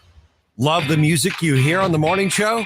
Check out Mike's morning music playlist at newstalkstl.com. I know a girl, she gets what she wants all the time. 'Cause she's fine. All right, more jobs and less unemployment. That sounds good. Mm-hmm. That sounds great. Sure, yeah. But is it true? What's the full story on the state of the economy right now? It is 6:35 right now. Don't forget News Talk STL. We are going to carry the Trump-Harris debate tomorrow night. Coverage starts at 8 o'clock right here on 101.9 and 94.1 News Talk STL. All right, the latest reports say that the economy added 142,000 jobs, and the unemployment rate went down just a little tick from 4.3 to 4.2 in August. We've got Ryan Young from the Competitive Enterprise Institute with us right now. And Ryan, let me just start off by saying, just in the last couple of weeks or so, we get a major revision on all these job numbers, and they say, oh yeah, we were off by 800 and whatever to 1 million jobs right now. So when we see a report that says 142,000 added in August, pardon me for being a little hesitant to say, well, is that still what you're going to be claiming in a 3 months down the road or 6 months down the road? What actually happened?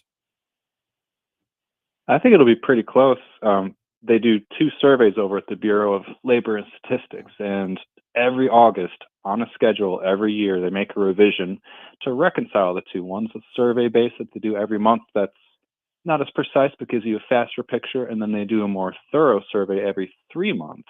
And of course, because one's more in depth than the other, they don't always agree. So every year they usually correct that by a few 100,000 jobs or so. So I do think you can quibble with the decimal points, as I always do. But I do think the tick down in unemployment is in fact accurate. And frankly, 142,000 jobs per month, that's actually a little slower than population growth. So while it's not the greatest news, it's also not the worst. And I'll take it. I'm frankly more worried about what the Fed's going to do at its interest rate meeting next week. Speaking of that, Ryan, good morning. Gabe Pfeiffer here. So I was going to ask about the Fed. You know, we're hearing reports, like you said, that they're going to lower interest rates. What should we be expecting of that? What does that indicate for the economy, and how will it affect us?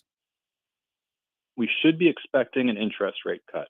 That's pretty much a foregone conclusion at this point. The question is it going to be a big cut or a small cut? I think it's fine if they do a small cut, but I'm a little worried if they do a bigger cut, because the Fed has signaled that it's taking its focus off of inflation so it can focus on the labor market. So if anything, politicians really want lower interest rates because that is economic stimulus. It'll lower mortgage rates, lower car payment rates, student loan payment rates, all that stuff. And those rates have been high because it's essentially paying off the inflation tax from the COVID panic. So small interest rate could be a good thing in that case, but I'm a little wary of a big cut because that could be stimulus, which means more stimulus means more inflation. Yeah, see, and that's what that's one of the things that I think gets lost for those of us who are just kind of economic lay people. Most of the people listening to us right now know more about economics than the average bear out there, Ryan. But at the same time, this gets lost in the weeds, and we say, well, what does it mean? When the experts talk about small versus big rate cuts, but what we're talking about is if these Federal Reserve, nameless, faceless meetings, boardrooms make a decision, it means that how we pay for stuff changes because the cost of it changes based on those decisions. And that's what I think a lot of people need to understand. Yeah, I mean, the rule of thumb with inflation is more stimulus means more inflation. So in the long run, we need to reduce deficit spending. The Federal Reserve has its independence, but at the same time, when you have a multi-trillion-dollar spending bill like the series of those that we had during the pandemic, no matter what, the Fed more or less has to help finance that. So I'm also a little worried about what Congress is doing now that they're back in session for the election. They're going to try to pass a continuing resolution, and I'm hoping that won't contain any big goodies in there to help get it passed that would cause more inflation with more spending. But we'll see about that. So I think, go ahead. In an election year, no, that would never happen. Yeah. Best answer you could give right there. Hey, Ryan, good morning. Stal Ponticus here. If there is a change in the interest rates, and from what I've seen lately, are mortgage rates around 6.75 or somewhere in that area? And if they are, do you think it'll help the housing market if there is a change? The biggest thing that'll help the housing market is to build more housing. That means working with permits and zoning and all that. The Fed can help at the margin. The bigger the rate cut, the more the interest rate cut we'll see in mortgages. But as we can see, the Fed's held interest rates steady for a while, and yet mortgage rates, because of supply and demand forces, have been going down a little bit on their own. What the Fed is going to do next week is going to do a little more on top of that. So whether they do a small cut, which is 1/4 of a percentage point, or a bigger cut, which would be 1/2 a percentage point, either way, I think we'll see a little bit more of the interest rates coming down. But they've also been coming down on their own as well, which is always nice. Yeah. Okay. So when we look ahead, obviously we can't separate out the politics has an effect on it, unfortunately. But when we look at the next, sets of decisions that they're making, talk a little bit, because you mentioned this just a minute ago, about the moving from focusing on inflation to focusing on, the workforce, and for instance. And so when you're talking about the mortgage rates and everything like that, how does that relate to the workforce itself and the unemployment, and why can't they address both or all at the same time? That's a good question. The Fed has what they call a dual mandate. Basically means they have two jobs. Job number one, keep inflation low. Job number two, keep unemployment low. The trouble is that these can contradict each other. Like we were just talking about earlier, the Fed wants to boost employment and create more jobs. They can cut interest rates and print more money.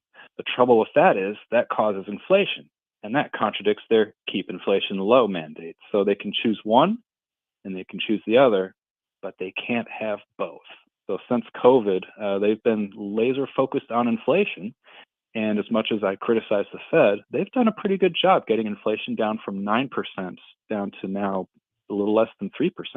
Still above target, still some work to do, but I think they've done a good job. Now they're taking their eye off the prize because of that 4 months in a row of increasing unemployment until now, where we had just a little tick downward, which is good news. But I'm still worried about what the Fed's going to do, because if it wants to stimulate the economy, that's going to cause more inflation. So I would say that they should leave job creation to the entrepreneurs. And Ryan, I think it also should be said that because the Fed only has interest rates as their one tool to meet their dual mandate, they're kind of hamstrung, especially if the government is making all of these decisions that also have an effect on job markets and interest rates and inflation. Well, the Fed has another tool that's actually a lot more powerful. Doesn't get as much press, but they can buy and sell government bonds, and they can do it by the trillions. That's where most of the inflation came from during COVID. They bought up $5 trillion of government bonds. And when they do that, they buy it with money. And unlike you and me, the Fed can buy it with money that they newly create. So they printed, not with the printing press, but with buying and selling bonds, $5 trillion of new money. So ultimately, that tool is a lot more powerful. I'm keeping an eye on what they're doing with that balance sheet. They've been drawing it back from $9 trillion in total to $7 trillion, but they've been doing it more and more slowly. And frankly, more than interest rates, I'm going to keep an eye on what they're going to do with that balance sheet at next week's decision. I'd go to jail if I tried to buy something in that process. Oh, using money that you created? That I printed my own money and then went to buy something. Yeah, I would rightfully go to jail. I'm just pointing out. I'm just not commenting on the public policy. I'm just saying, if I did it, I'd go to jail. Well, speaking of that particular tool, that like I said, I mean, I assumed that their interest rate was the one, and I think a lot of people then, because Mike was talking about, most people don't know as much about the economy here as our listeners do or we do. So the fact that I was not aware of how powerful of a tool that is, shouldn't that get more press? Yes, it should. Interest rates get pressed because it does directly affect your car payments and mortgage payments and all that. I get that. But that balance sheet manipulation, that affects the price of everything. Groceries, cars and housing as well, everything. So I think that does deserve more press. You're right. All right. Ryan Young from the Competitive Enterprise Institute. We can see your work and your colleagues' work on this at just CEI.org, right? That's right, CEI.org. All right, Ryan, appreciate the update. Good chat with you again. Thanks, Ryan. Thank you. All right, just ahead here, we've got some updates for you on what's happening around the area, around the world when it comes to news, including the Gold Star families of the Freedom 13 are going to be honored this week in Washington, D.C. The other thing when it comes to like the Fed and the unemployment and everything, they can only overcome bad politicians' decisions so much. Well, yes, absolutely. Yeah. Then we got to worry about the Fed getting it right or getting it wrong, which they don't always get it right. So bottom line is, the more we go back to a free market, the better opportunity we have for everybody to flourish. But good Lord, we're in an election year. Government's got to do something for us. Yes. Which usually means less free market. There ought to be a law. Jeez. I'll be a program.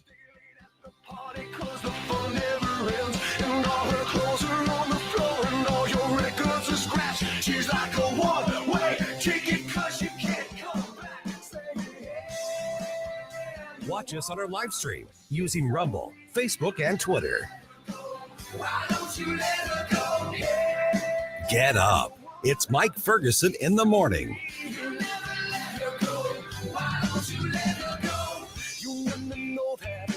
Shut your mouth, she'll freak out. Hey, want to amaze your friends when they visit? They will be impressed when they see your custom-made drapes, blinds, or shutters. Michael Proctor will personally help you pick out the correct colors to truly showcase your home. Then he will actually design and personally install everything. No overhead markup. That's going to save you a lot of money on drapes, blinds, or shutters. Call for an appointment at your home. Spell Proctor like doctor. Hey, Columbo here for the great team at All Solutions Pest Control. We've been using pest control services at our home for years, and the results we've had with All Solutions are second to none. So if you're experiencing a pest problem, or more importantly, want to prevent a problem, All Solutions Pest Control are the ones to call. Right now, you can take advantage of their incredible $67 introductory offer. Learn more and contact them now at allsolutionspestcontrol.com. If a pest-free home is your goal, call All Solutions Pest Control. In the fast-paced world of digital marketing, making connections is a challenge for any business. But what if we told you there's a place where connections aren't just made, they're grown? Meet 2060 Digital, your premier Google partner and top-tier digital agency. We don't just follow trends, we set them. At 2060 Digital, we're not just another agency. We're your strategic partner. We dive deep into your challenges and develop solutions that drive measurable outcomes. Ready to elevate your digital presence with campaigns that connect? Google 2060 Digital today. You can't buy a best friend. You can love them, walk them, pet them, and care for them, whether they want you to or not. You can take a picture or 50. You can fly to the moon, travel the world, or just stay in bed. You can't buy a best friend like that, but you can adopt one. There are millions of pets waiting for a best friend just like you. Help us save them all at bestfriends.org.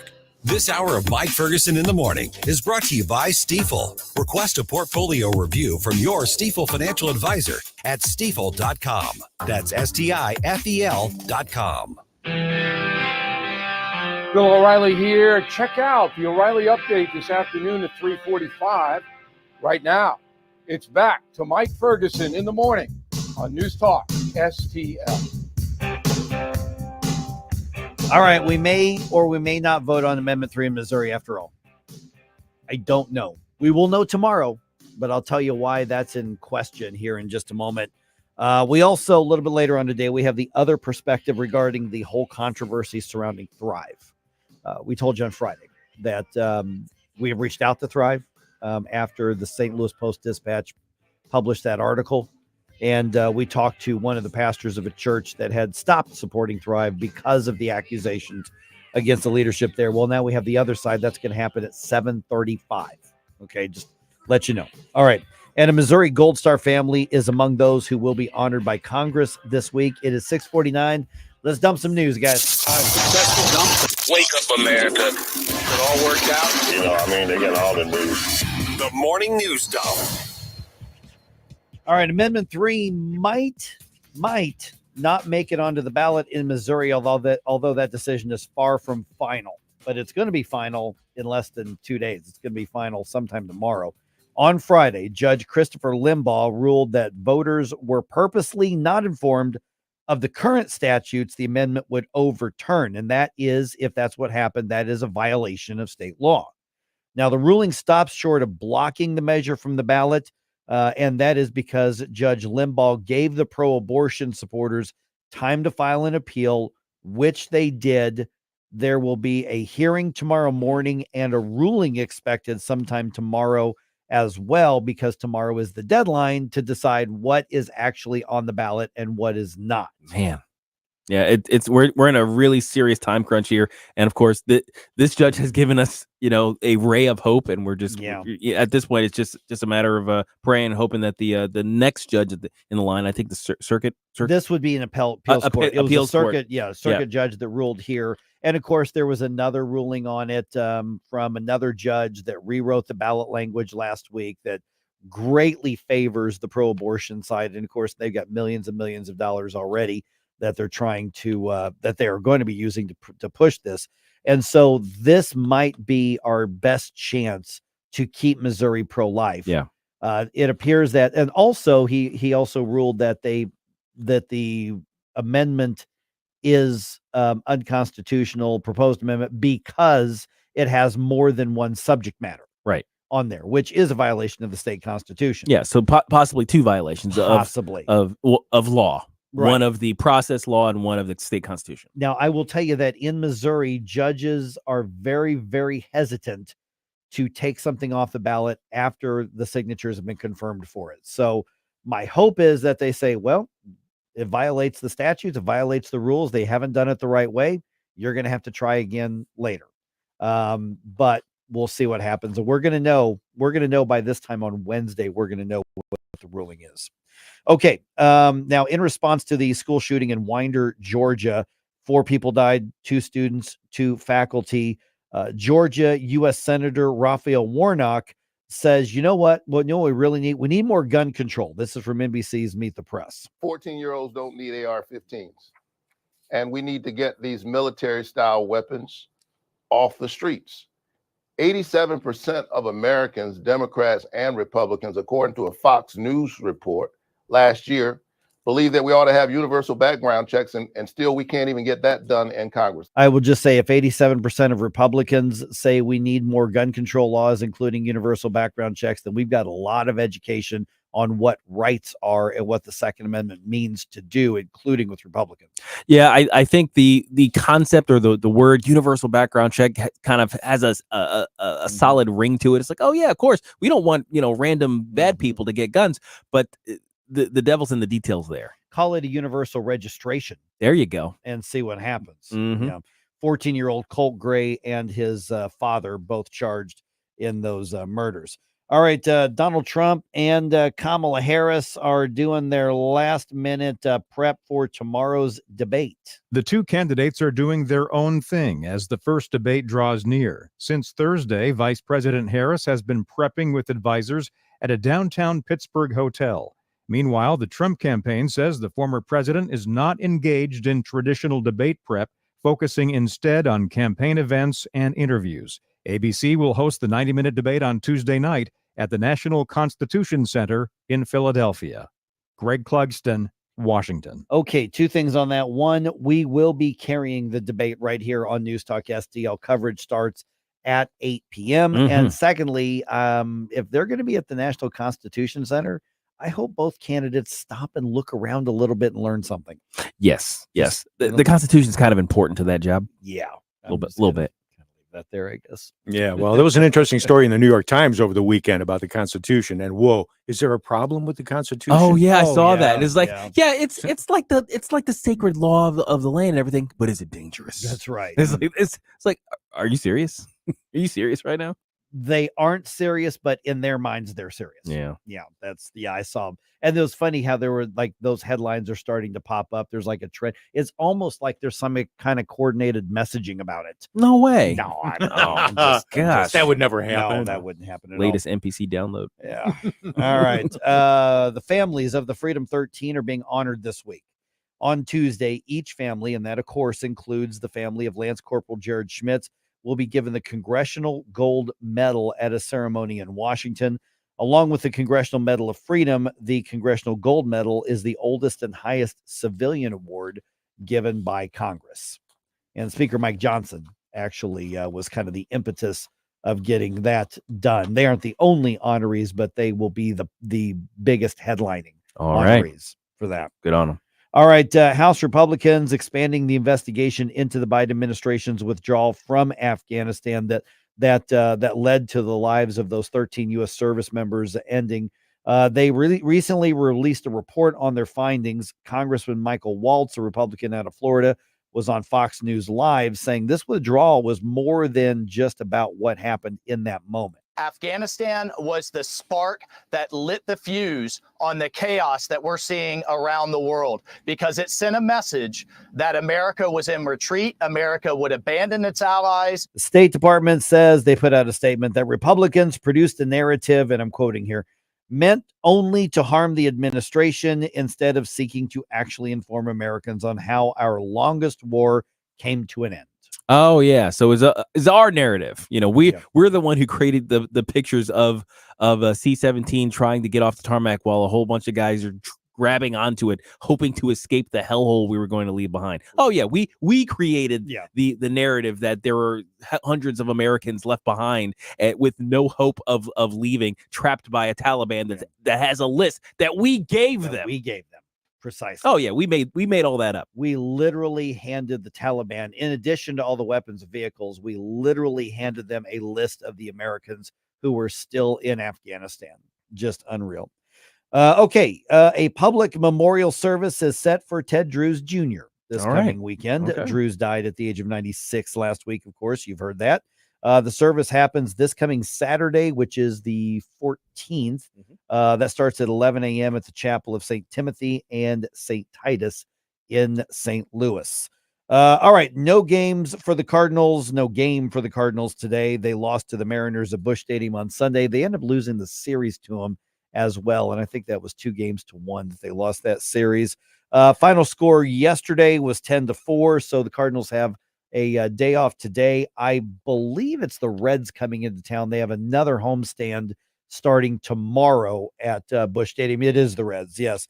The Redbirds remain 10 games behind the Brewers. They remain in third place. Cubs, I think, are 9 games back, so they're very, very close between second and third place. The last place team is only 15 games back, so there's the Brewers, and then there's everybody else in the division. The Cardinals' best chance to make it to the playoffs right now would be the wild card. They are 6 games out of the wild card spot. Man, they'd have to go on a tear to make that I was up. going to say doable. Yes, there's like 19 games left in the season, so it's doable. But there's 3 teams ahead of them, which makes it even tougher. You got the Cubs, the Braves, and the Mets. Yeah, and the Braves and Mets in particular, I don't see the Cardinals catching them. I just don't see it. Not with those two for sure.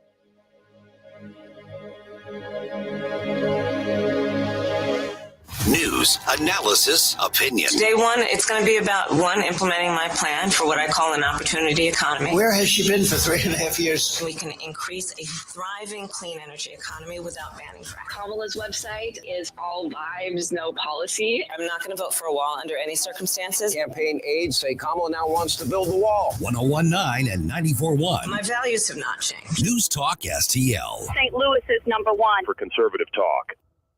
To have a roof over your head, a nice roof over your head, is very important. That's Rick talking about his experience with Rhino Shield ceramic coating. We got Rhino Shield 18 years ago, and they're very cooperative on getting us the right paint. They're in and out and done in no time. Once it was finished, looked great. We were very happy with it. The main reason Rick called Rhino Shield is because it's backed by a 25-year transferable warranty. We've watched a lot of people get their house painted 3 or 4 times, and we haven't had to do any of it. I don't know about you guys, but I don't want to have to paint it every 5-7 years. Take a tip from Rick and put down the paintbrush and call Rhino Shield for your free evaluation. 877-25-RHINO. 877-25-RHINO. Or visit 877-25rhino.com. We got Rhino Shield 18 years ago. Financially makes sense, especially if it's going to last like this did. Still looks great. Call now. 877-25-RHINO or 877-25rhino.com. Don't paint, don't Rhino, go Rhino Shield. Never paint your house again. Rhino Shield.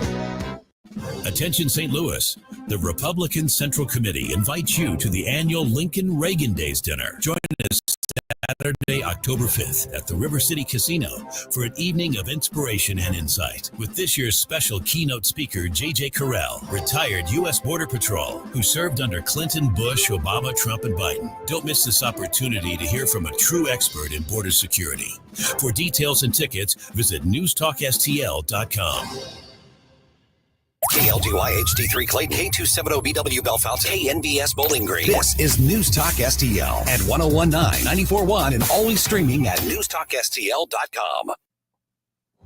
News this hour from townhall.com. I'm Rich Thomason.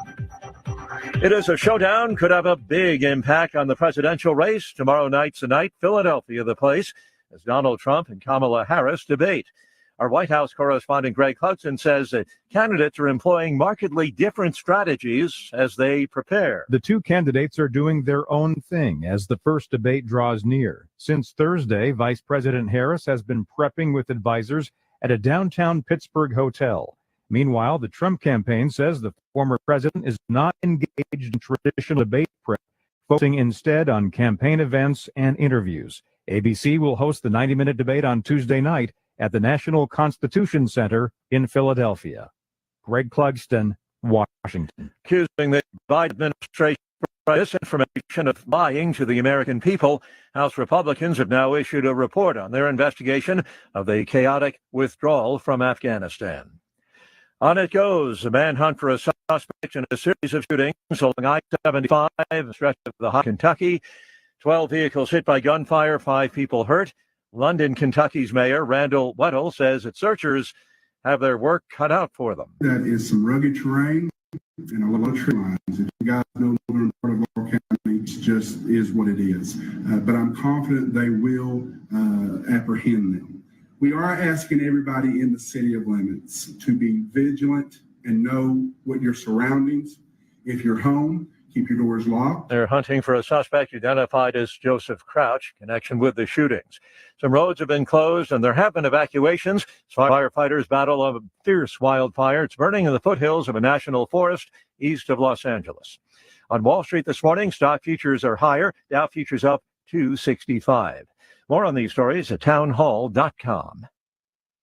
Anyone with everyday aches and pains, I've got a question. What are you missing out on? Probably a lot. So let me tell you about Relief Factor. Relief Factor is a drug-free daily supplement that helps your body fight pain naturally. It doesn't just mask pain, it helps reduce or even eliminate it. In about 3 weeks, you'll discover what it's like to feel better. Go to relieffactor.com or call 1-800-4RELIEF and save on your first order. That's 1-800-4-RELIEF. Hear that? The sound of adorable little birds in your garden. And if you were here, you'd taste the 2 sweet but tiny tomatoes you grew all by yourself. But you're not here. Because your self-care happens when you're riding your motorcycle protected by Progressive on your way to the store for a pack of normal-sized tomatoes. So if you ride, switch to Progressive, America's #1 motorcycle insurer, without getting your hands dirty. Progressive Casualty Insurance Company and affiliates, not available in all states. From the Michael's Flooring Outlet Weather Center. Coming off that outstanding weekend of weather, we begin to warm things up today. Mainly sunny skies, a high around 83 this afternoon. 70s for your evening plans. Humidity still low, so a fairly nice day. Clear tonight, down into the mid-50s in St. Louis early Tuesday morning. And then Tuesday through Thursday, hotter days with highs from the upper 80s to low 90s. Our next chance of rain does not arrive until Thursday night or into Friday. That's your First Alert forecast. I'm meteorologist Matt Chambers. This hour of News Talk STL brought to you by Chris Cooper and Serenity Wealth Management. Discover little-known strategies that could be the difference between choosing the care you deserve or having someone else decide it for you. Get a free copy of Chris's book at serenityltc.com. News Talk STL is proud to have Doug Voss as part of our lineup every week. Doug has been a staple on St. Louis radio for many years as one of the leading financial experts in the area. You can hear Doug and Safe Money Radio 3 times every weekend on News Talk STL. And in case you miss anything, you can check it all out at DougVossSafeMoneyRadio.com. What else do our listeners need to know, Doug? Simply put, I focus on helping pre-retirees and retirees build, preserve, and protect retirement assets, and I've been helping my clients solve their insurance and financial needs for the past 33 years. I also strive to educate my clients on how to prepare for retirement, minimize the impact of market volatility on their assets, and deal with the challenges of increased longevity. Call me today at 844-676-SAFE. That's 844-676-7233. Doug Voss is a registered representative. Securities offered through DHL Securities, LLLP, member FINRA and SIPC. This hour of Mike Ferguson in the Morning brought to you by Window World. Simply the best for less. 314-993-1800 or visit windowworld.com. Mike Ferguson. You play ball like a girl. Gabe Pfeiffer. Triple dog Darian. Get up! Can't you hear the alarm? Get up, St. Louis. So it's time to get out of bed. Pour yourself the greatest cup of Kofifi the world has ever seen. Rise up with one voice, drain the swamp, and take back our country. Today's the day we're going to do it, and it's time to do it right now, believe me. Mike Ferguson in the Morning on News Talk STL. Get up! This is your cousin. All right, what do you think, guys? Is the anti-woke backlash just a fad, or is it correcting a really bad fad? Okay, in our country. I think it's still going pretty strong. Yeah, because a lot of times we'll see a backlash and it kind of peters out after a while. Yeah. You know, that's kind of like what Bud Light was banking on. Mm-hmm. And now all these companies are looking around going, this is still going on like a year and a half later. Mm-hmm. Of not just Bud Light, but a lot of others. Interesting article in Newsmax on this. 7:06 right now. Got Gabe here, got Stell here. I'm Mike. Don't forget, News Talk STL's app. If you haven't already downloaded it, please check that out and download that. For instance, we are going to be carrying the debate tomorrow night. So you can take that with you anywhere else, anywhere that you would like. So that is free. Whatever type of phone you got, we're in the App Store. Just look up News Talk STL, all one word. Joined now by Craig Rucker from CFACT, which we had Craig on before. And we'll get to what CFACT does here in just a minute. But you're actually quoted in this Newsmax article I just referenced, Craig, and it's written by Lee Barney, and it's anti-woke backlash is just getting started. And see, that's what I think a lot of people, Craig, would maybe raise their eyebrow a little bit, because we kind of celebrate some victories when the woke backlash thing happens and a couple companies back off a little bit. But what the article is arguing is that this entire backlash isn't just a flash in the pan, that there's actually momentum still building. And so you're quoted in that. Kind of describe what your take is on this, so people can look that up for themselves.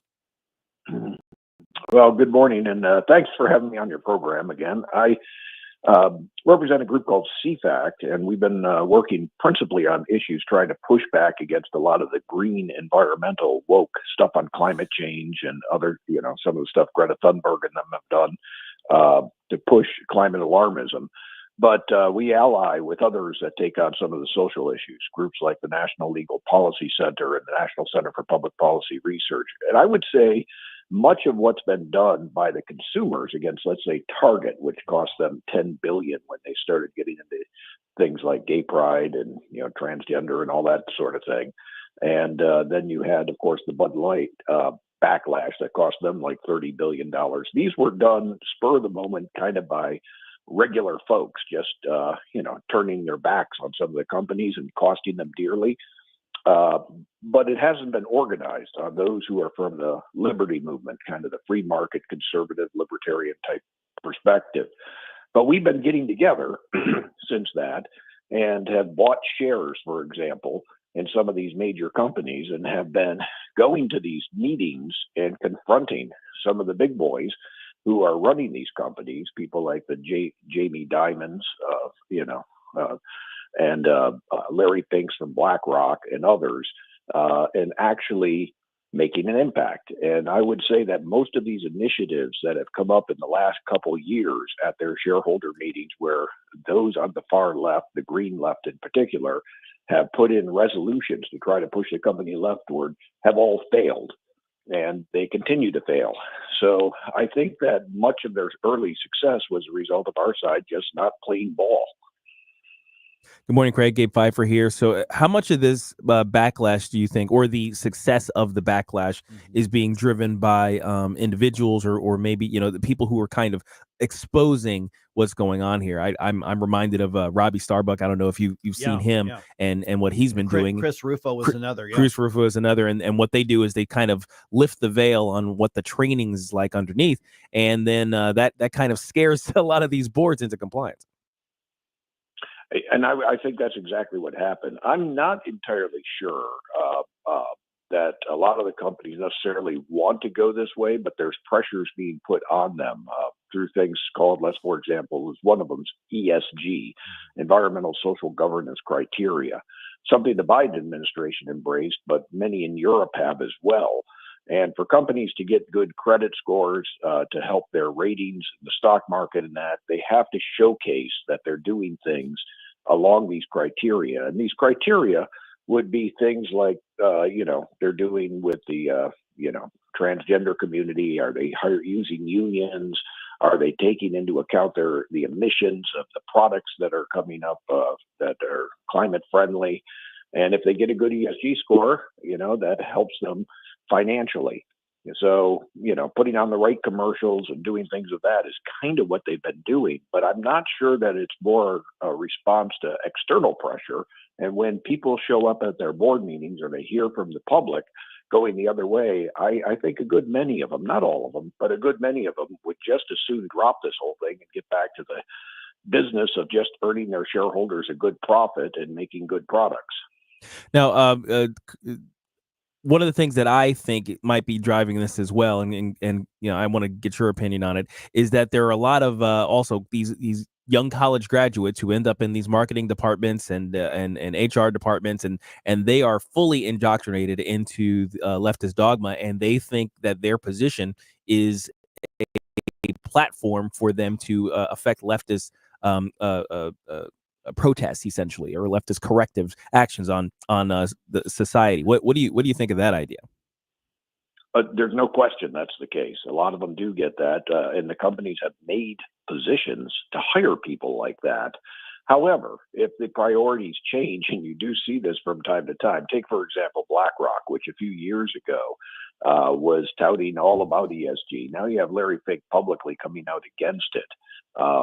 Same with State Street, which touted it very big a few years ago. They both left Climate Action 100 Plus, which was this big initiative put on by the UN to push climate in the corporate community.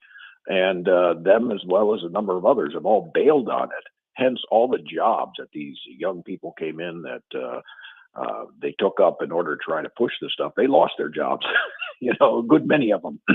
So I agree with you, they're hiring them, but I think they're hiring them and their positions are tenuous if, in fact, the companies can be persuaded that their shareholders don't accept that. And, time will tell whether or not this is something that is sustained or not.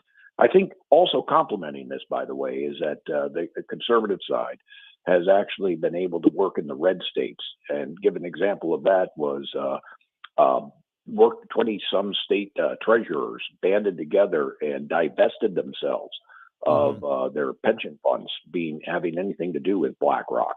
So they lost a lot of money. And as a result of that, you saw them also change their behavior. And now you got them talking like, ESG goes too far. They're withdrawing from certain things. Again, we're not out of the woods, but I think there is some progress. And my hope is that we can continue it. Good morning, Craig. Stal-Pontic is here. So you mentioned, of course, the DEI and ESG issues, and you've got companies besides Target and Bud Light. You also got Disney and Tractor Supply and John Deere and Harley Davidson, and one that's kind of dear to my heart that I'm having trouble accepting, but I have not gone there since I heard about this, and that's Dunkin' Donuts. And Dunkin' has yeah, I know that that hurts. But Dunkin' says they will not advertise on any conservative outlet. Can you speak to that a little bit regarding that situation? Well, I don't know. I couldn't give you any specifics on the Dunkin' Donut one, but yes, a number of them have also dropped. Of course, Dish, DirecTV have dropped conservative outlets like Newsmax and OAN and others in many cases.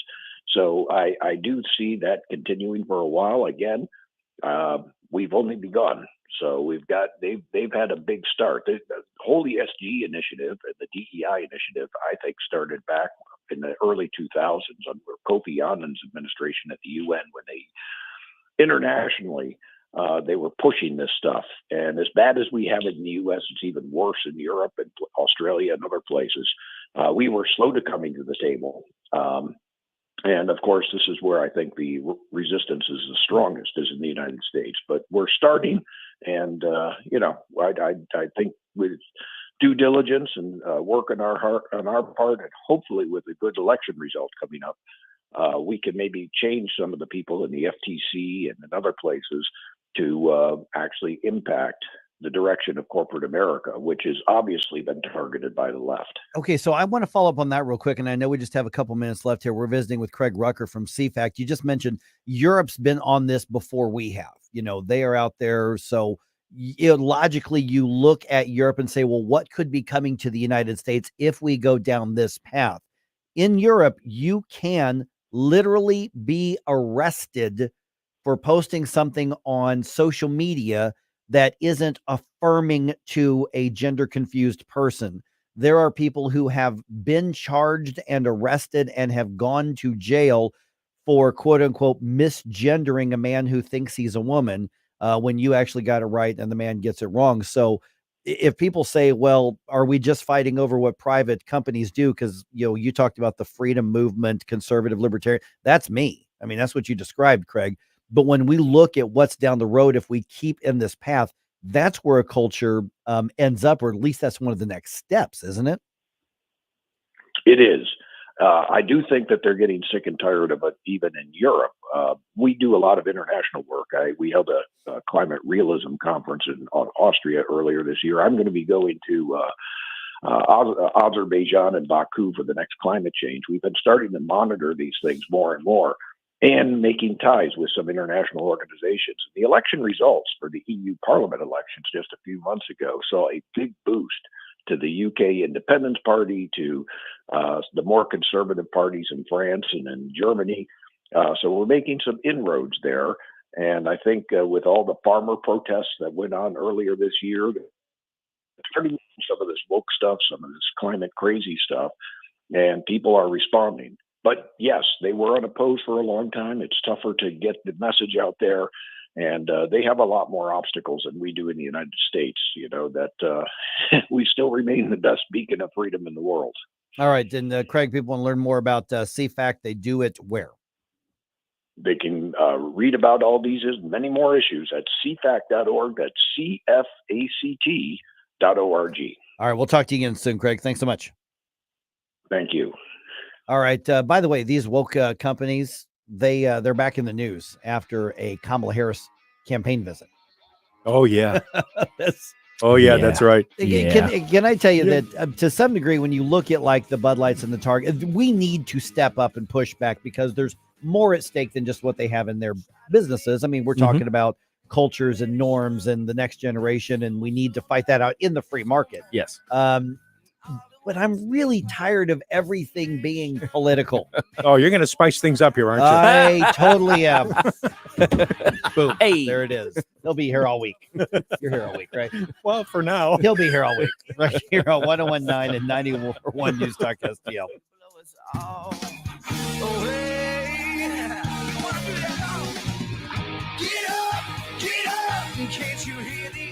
Watch us on our live stream using Rumble, Facebook, and Twitter. Get up, Mike Ferguson in the morning. America Decides 2024. The Trump-Harris debate is Tuesday night. It'll be an interesting evening. And you can hear it live here, beginning at 8. We have the momentum. Your home for America Decides 2024. News Talk STL.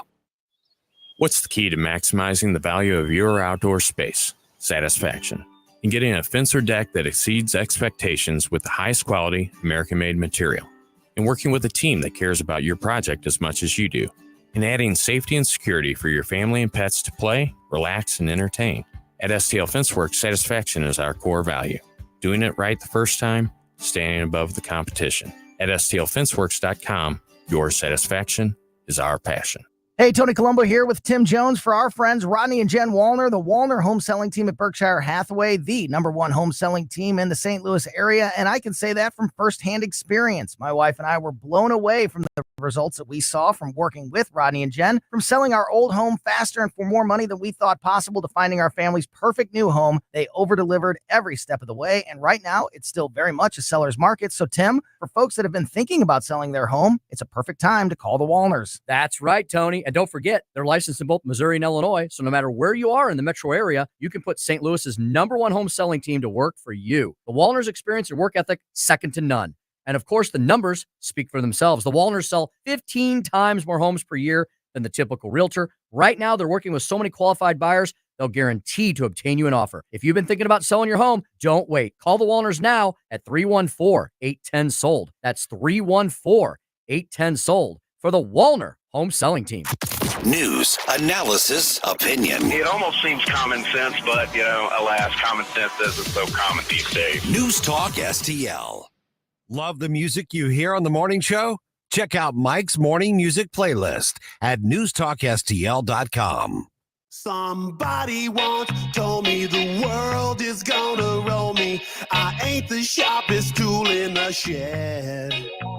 She was looking kind of dumb with her finger and her thumb. I just like this song. Hold on for a second. That's right. Well, the years start coming and they don't stop coming. Fed to the rules and I hit the ground running. Smash Mouth? It is Smash Mouth and All Star. That's right. Big hit for them. It was in a movie too. I forgot which movie it was in. It was. I can't remember. They use it in a lot of movies, actually. Yeah. It Shrek. feels, it was in the Shrek. Feels like Shrek. Okay. Oh yeah. All right. Everything's political now. Everything, including the seasoning on your food, apparently. Thanks, Kamala. Gosh. All right. By the way, just ahead here, 7:35. Hear the other side of the conflict over Thrive and its leadership. Mm-hmm. I'm going. I'm going to go into more detail on this. I'm not done talking to people. I got a lot of more information over the weekend. We're receiving more information now as well. And so we talked to a pastor of one of the churches that has, I guess at the very least, paused their support of Thrive. I don't know if they're going to go back or not. You can hear that in our podcast. Just go to newstalkstl.com. Or you just subscribe to the podcast and you can find that, because apparently that discussion really made the rounds over the weekend. And so we're going to talk to somebody with another side of it just ahead here. Apparently Kamala Harris went to Penzeys Spices, I guess somewhere in Pennsylvania, on her thing, and made a big deal of going to Penzeys.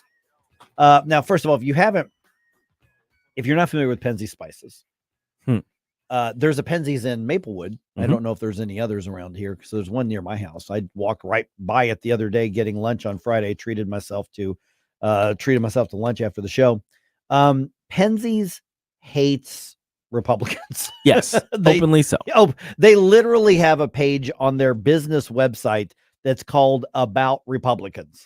I'm not making that up. We actually spoke about this when it happened, when they brought that up, because it was like, wait a sec, what is happening right now? Because this was amid the COVID craziness. I think that they really came out this way. Yeah, because they said we're killing them, basically. Right, we're killing the world. And then they tried to say, you know what? Some of you people are good people, but you've just decided to go off and become evil, horrible, murderous monsters, whatever. They write them in different words than that on their website. There's two of them, by the way, one by you and one in Chesterfield. Oh, okay. All right. One very blue area, one fairly red area. That's interesting.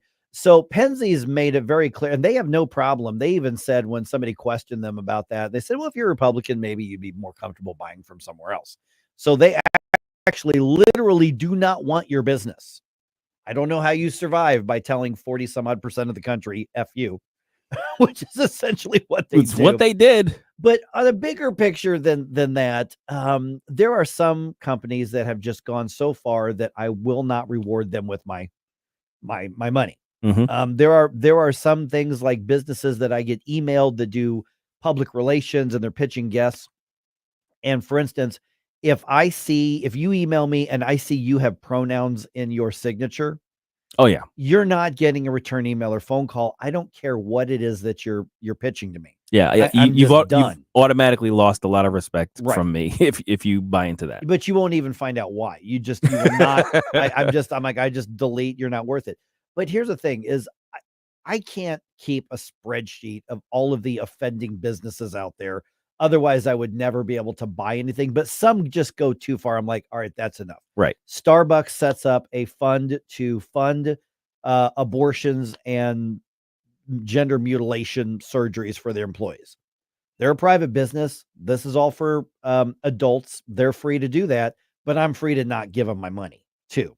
And so my wife, who used to be an absolute Starbucks enthusiast, we now don't do that, and we just like, it's just too far. Even if like an ownership is, if they're on the left or they're proud Democrats or whatever, just sell me stuff.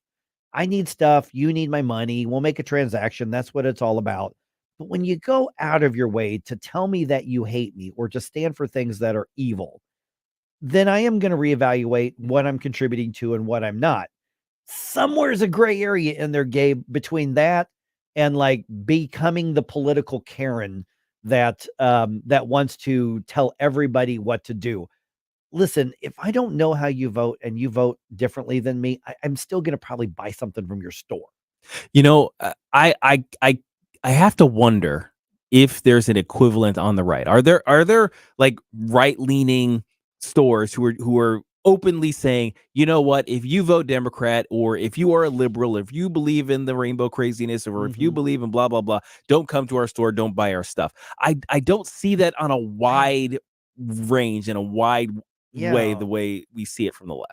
I maybe there's a business out there that does that, but back to that conversation with Craig Rucker, it's that there's this cultural expectation, and you touched on it to some degree, is you've now got basically a lot of the middle management who are in their 30s, 40s, who have come up during their formative years, and they've come into the woke and this is real and everything is about politics and everything's about your platform. I'm really, really sick of it. I mean, if I started a business, I mean, I have a business with my syndicated show, but if I had like a brick and mortar or an online business, or, like for instance, you started a business with pet supplies. Yeah. For a while there. But you didn't say Gabe's Conservative Pet Supplies. No. Your gay dog can go die. I never said you that. Didn't actually, do that. Actually, I was trying to appeal to the gay dogs because they like all of the very expensive sweaters that we were fashionable. They're very fashionable, very fashionable. No, but it always surprised me that people like the dillweeds over at Penzi Spices. Yeah, see what I did there? I saw what you did there. Yeah, exactly. They are so open in their disdain. It's one thing to say, you know what, we take a certain stand privately or what have you, and it's another to say we're going to forego taking your money for our goods because of our principles. It's so weird. It reminds me of back in the day, they tried to pin down Michael Jordan about some issue. Yes, this was great. It was a perfect response because again, it was sort of the attack was coming from the left. It's like, how can you do business with X, Y, and Z, or how can you appeal to this thing? And aren't you afraid of, it's one of those stupid leading questions. And he said, look, Republicans buy sneakers too. That's right. And it's a pretty basic concept. I'm in business. Why would I cut off my nose to spite my face that way? And besides shoes, underwear. Okay. Remember those Michael Jordan? Hanes. That's right. Hanes underwear. Hanes was a big deal too. That's right. Because thanks to Michael Jordan, we don't have tags on the back of our t-shirts anymore. That's right. God bless you, Michael Jordan. Yes, he did that. That's right. Now here's I know we just got a couple minutes left here. But like for instance, Rachel and I we were in, was it Maplewood or Webster Grove? One of those notoriously deep blue areas, right? And we go into some little cafe coffee shop, and we're like, oh, this, we've eaten here before, it's fine. And we walk in, and there is just like trans stuff everywhere. Oh boy. Flags, signs, and I'm looking around, and I'm like, what the hell happened here? And she goes, well, that's just what they believe. And I'm like, why are we about to give them money? Right. And so she went, you're right. There's plenty of other places we can go. You know, I mean, and I've had people say, well, you're punishing the employees. Well, the employees need to turn to the boss and go, hey, I'm losing hours because people aren't buying stuff. You think this might have something to do with it? Now, in Maplewood, we're going to be the exception to the rule because they're so like crazy hippie left. I guess they can live on they can get money. by on that. But Penzi Spice is literally making part of their business platform. We don't like you if you are not far left. You should go buy somewhere else. Well, listen to them do it. Yeah. And we had talked last week about the situations with families having different segments of the family against each other with the Tim Walsh's family and RFK's family, et cetera. Well, the same situation exists here because there's a spice shop in Milwaukee, which I think is where Penzi's was founded originally. That's, I think, run by his sister, and it's called the Spice Shop. Okay. And it's obviously nothing to do with Penzi's, and she's totally a conservative, and it's the one shop there in Milwaukee. You can buy stuff by mail from them, and I didn't investigate the website to see if there's anything that was totally Republican on there, but my guess is there's a family rift there, and she's probably pretty ticked off at the other side. What was was it Goya Foods? The guy who owns Goya Foods, that's right, said something positive about Trump, and he got recognized by Trump, and the left lost their flipping minds. They sure did. They lost their tacos. They lost their tacos. But here's the thing: is he also had a relationship with Barack Obama. Yeah. And, had worked with him. And he said, I'm trying to get good pro-business public policy. Right. This is supposed to be good for everybody, right? Right. And we have to politicize everything. Yeah. We don't. No, please stop. Yeah, because I don't want to not come and buy your stuff.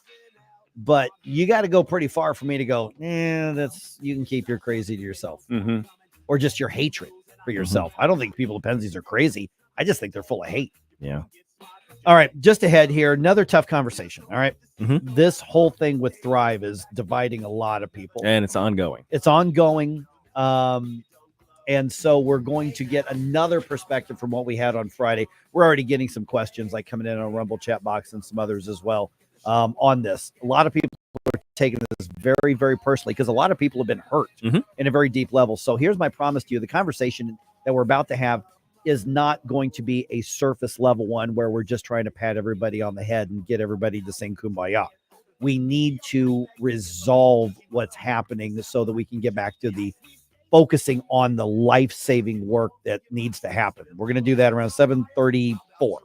That's the way I like it, and I'll never get bored. Hey now, you're an all-star. Get your game on, go play. Hey now. This is News Talk STL at 1019, 94.1, 99.1 HD3 and newstalkstl.com. Mike Ferguson in the morning. From the Michaels Flooring Outlet Weather Center. Coming off that outstanding weekend of weather, we begin to warm things up today. Mainly sunny skies, a high around 83 this afternoon. 70s for your evening plans. Humidity still low, so a fairly nice day. Clear tonight, down into the mid-50s in St. Louis early Tuesday morning. And then Tuesday through Thursday, hotter days with highs from the upper 80s to low 90s. Our next chance of rain does not arrive until Thursday night or into Friday. That's your first alert forecast. I'm meteorologist Matt Chambers. Looking for an underwater adventure or a scaly new friend? Dive into Tropical World Pets on Watson Road. For 32 years, this family-owned wonderland has been St. Louis's go-to destination for all things aquatic and reptilian. With over 7,000 square feet of aquariums, we're home to the area's largest selection of freshwater fish, including rare cichlids you won't find anywhere else. But that's not all. We've got tarantulas, snakes, and lizards galore. Tropical World Pets, 314-849-4020, or visit twpstl.com. Larry Connor's commentary brought to you by Vincent Jewelers. Vincent's has raised almost $2 million for local charities. Give Vincent's a chance to earn your business. Check for daily specials at vincentjewelers.com. This is Larry Connor's commentary on News Talk STL. As sad as it is, there are some who wish the assassin trying to kill Trump had been successful. Right after that near miss, some haters got on their social media machines, cranking out jokes, encouragement for future shooters to be more accurate. This is today's society. Not all of society, but enough of them that it creates a legitimate scare. And to be fair, some want death and disaster for Biden, Harris, and Walz. Do you know someone filled with that kind of hate, rage? I don't, but if I did and they had a friendship, it would be over. I'd be looking to see if they had plans to carry out a deadly crime. Do you remember comedian Kathy Griffin?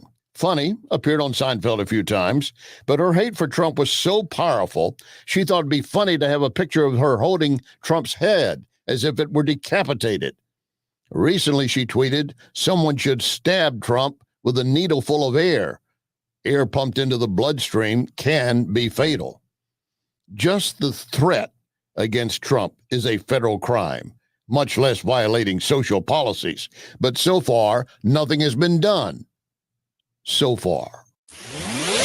Get more Larry Connors on Larry Connors USA. Tonight at 6 on News Talk STL. My sponsor, Wellington Environmental, has helped thousands deal with hazardous materials.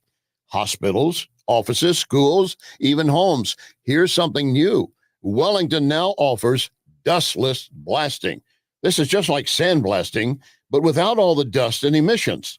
Wellington uses everything from ground glass, walnuts, corn, even dry ice pellets. One university had Wellington remove their parking lot striping because dustless blasting is fast and it does not damage the concrete. So as a business or homeowner, I'm sure you could use this process. Industrial tanks, swimming pools, graffiti on buildings. And in fact, Wellington is blasting a Texaco station that will be revised as an historic building. Check the website for details and photos. WellingtonSTL.com. WellingtonSTL.com. From home improvement to replacement, do-it-yourself electrical projects can be shocking. That's where Grasser Electric can help. They've been lighting up St. Louis for years. From ceiling fans and dimmer switches to repair or replacing your electric. No job is too big or too small for your home or business. Grasser Electric will even install emergency backup generators. So call Grasser Electric today before the sparks start to fly. 636-441-5200 or go to grasserelectric.com. Conservative talk for St. Louis. It's your patriotic right and duty. The government needs to step up and do its job. This is News Talk STL. It's well-balanced conversation. News, analysis, opinion.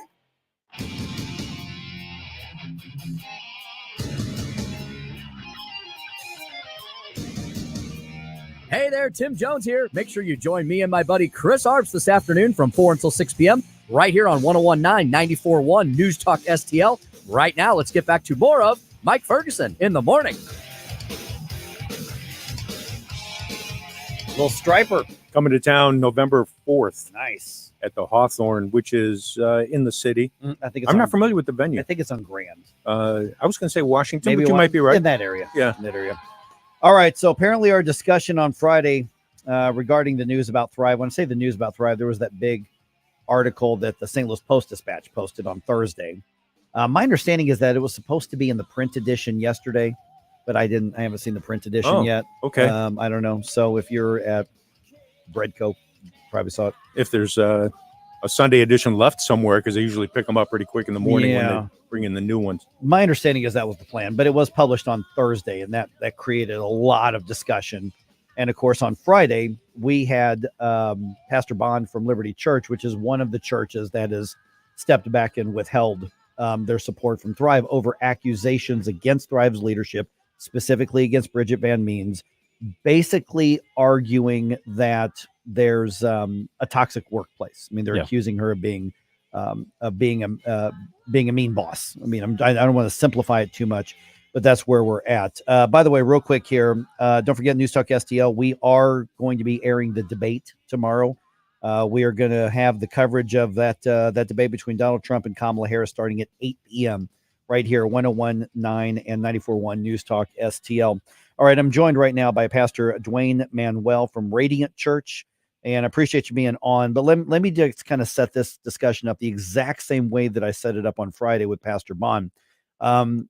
What I do not want to do is create two different sides that are going to battle against each other. We should not be doing this in the media.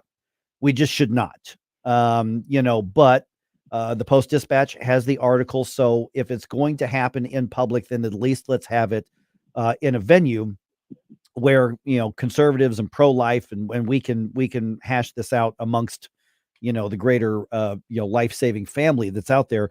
And a couple of things I want to remind everybody. Bridget Van Means has not been accused of anything illegal. She has not been accused of anything that was from a business or financial perspective unethical. There are no accusations of that whatsoever. And so what we're talking about is accusations of something that's behavioral. So Pastor Manuel was connected to me, and we're told you're a supporting pastor of Thrive. So I appreciate you being on here. But give me your, whether you agree with my framing or not. I think it's unfortunate that we're even doing this. I mean, yes, there's a lot of interest in it. There's a lot of raw emotions, and we now have to deal with what's happening. But the point is we need to get past this so we can focus on the life-saving work that Thrive has become known for. But here we are nonetheless. I mean, I'll say it to you just like I did with Pastor Bond. This will be the first time I've ever spoken with you. And I wish I weren't. I'm sure you're a great guy. I'm sure your church, but I'm really sorry that this is what we have to do right now. Yes, Mike. Thank you so much. You're welcome. Okay, well let's get into what's happening here. And I understand that Bridget's not doing some media right now, and I have not had a chance to speak with anybody who's on the board. My understanding is you used to be on the board, but you're not anymore here. When you hear these accusations, and I've read the statements, and I know that a number of churches have been trying to, and supporters, not just churches, have been trying to be in touch with the board of directors and with Bridget to rectify some of these things. What is it that you're assessing the conflict as far as what needs to be dealt with, and how bad is it at this point? Basically, where do we go from here?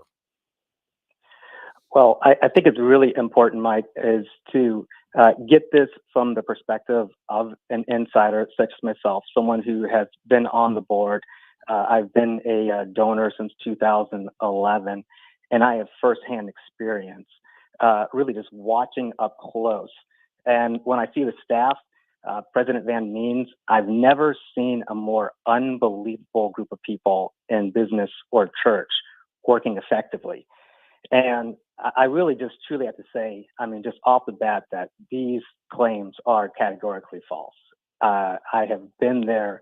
I've seen President Van Means in very challenging situations. I've never seen a more kind and compassionate person. I've never witnessed probably a more strategic and kind and bold leader than President Van Means, someone who's always full of faith. Her faith has shaped Thrive over 15 years. I mean, we really have to step back and think that she took a PRC that was about to fail, and she has transformed it into the top organization that any of us have seen in this movement. And that can't happen in a toxic environment. And so I think there's no way you can separate the effectiveness of President Van Means and the success of Thrive and her recognized leadership of making Missouri an abortion-free state. So there's absolutely no way that you can separate her work and the results of Thrive. And I think we have to get that really clear.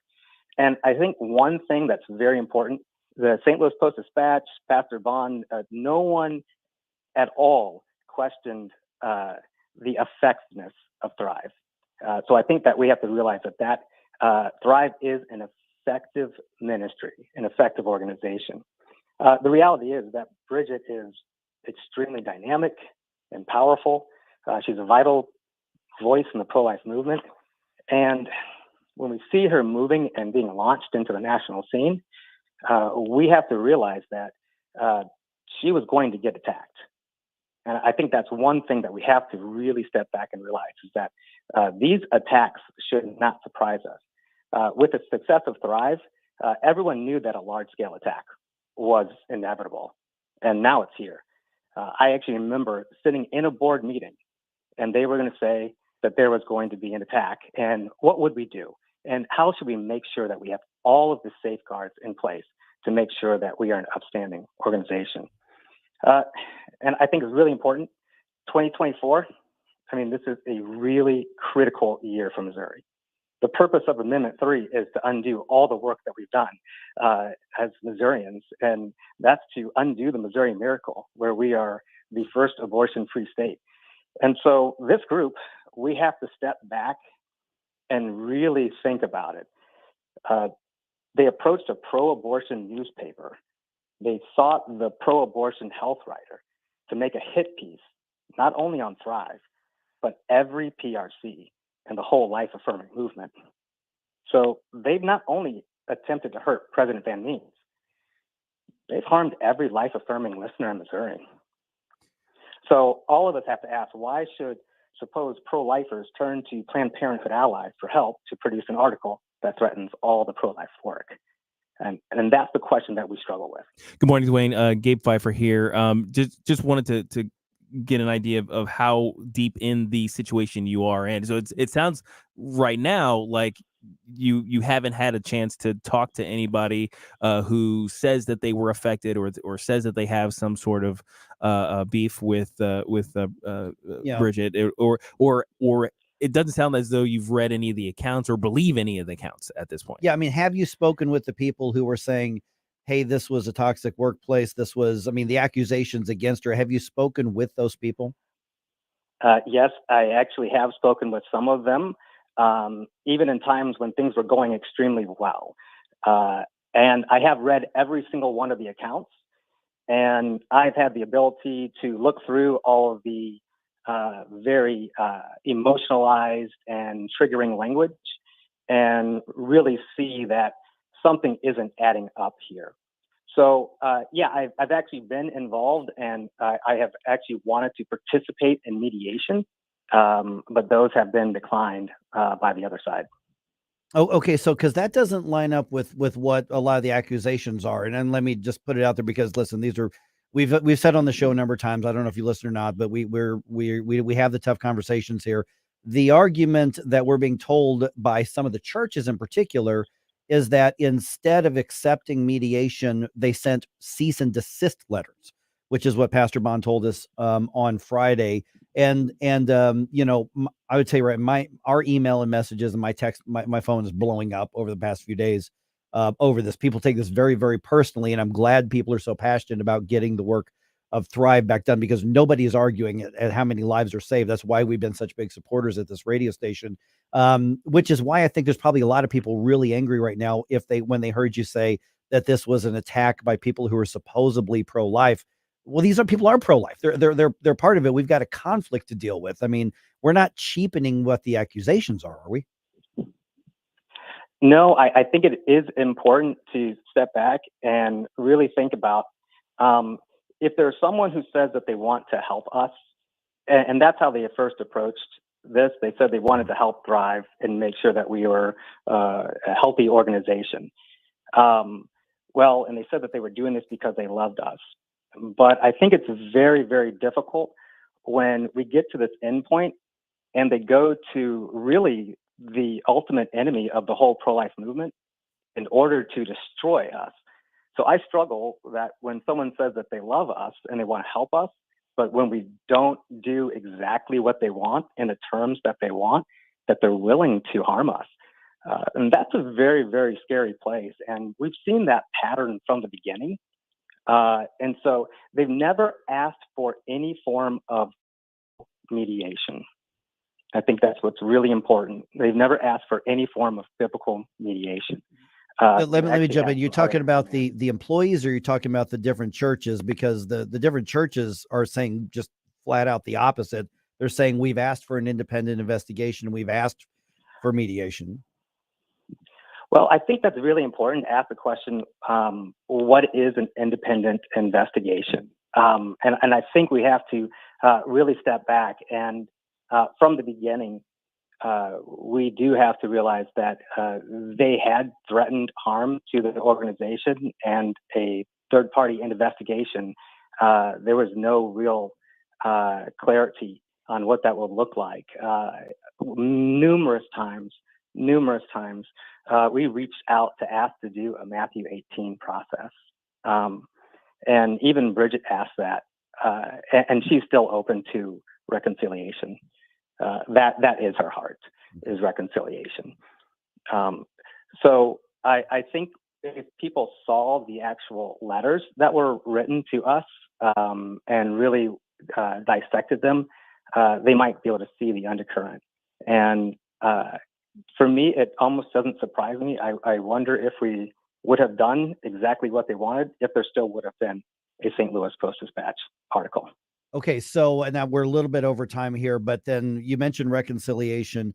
What solves the problem right now? Because I asked that question on Friday. The answer was there needs to be a change in leadership is what we were told from the person who disagrees with you. What, in your view, resolves this, reconciles this, so the focus can be back on, saving as many lives as possible, which Thrive has been so effective at? Right now, it really is going to come down to being able to pray. And I think that's the heart of what we wanted to communicate as Thrive, is that this needs prayer, and there are really significant priorities in this. I think the first thing that we do need to do is pray for this group, that they would, that we would be able to see a come together. However, there's significant real impact that we've seen. I think the next thing is to pray for Bridget and Thrive. They're doing this and they're handling it very, very well. But I think it's one of those things that they're focused on serving the community, and they are still continuing the work. But I think right now, and I think this is probably the most important thing, is that we need to pray and fast about this Amendment 3. And I think if there's anything that drive really wants us to do is to focus on Amendment 3 right now. I mean, it's all hands on deck. Amendment 3 is designed to destroy every PRC in Missouri. And so every life-affirming group needs to work together to pray this amendment off the ballot and to make sure it's defeated for good. And so I asked that if you could pray, we could just pray for Amendment 3. I think that's going to be the most important, because the ramifications of that last well beyond this situation that we have right now. All right, we're a little bit over time, Pastor Manuel, Pastor from Radiant Church, Duane Manuel. Appreciate you being on the program. We're going to post this as a podcast as well, so people can listen to that as well and share that. All right, well, thank you so much for the perspective. A lot of different perspectives on it. So we will talk to you possibly again soon. Thanks so much. Thanks, sir. Okay, thank you. God bless you. All right, guys. I know we have an information segment right here. Let's just reflect on this. The thing that I wrote for the 50 segment. Yeah. Toss it. All right. All right. Let's talk about this just ahead here. 1019-94.1 News Talk STL.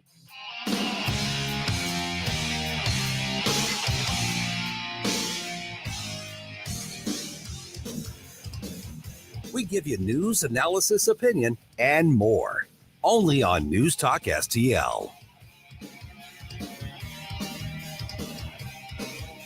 Get up, St. Louis. It's Mike Ferguson in the morning.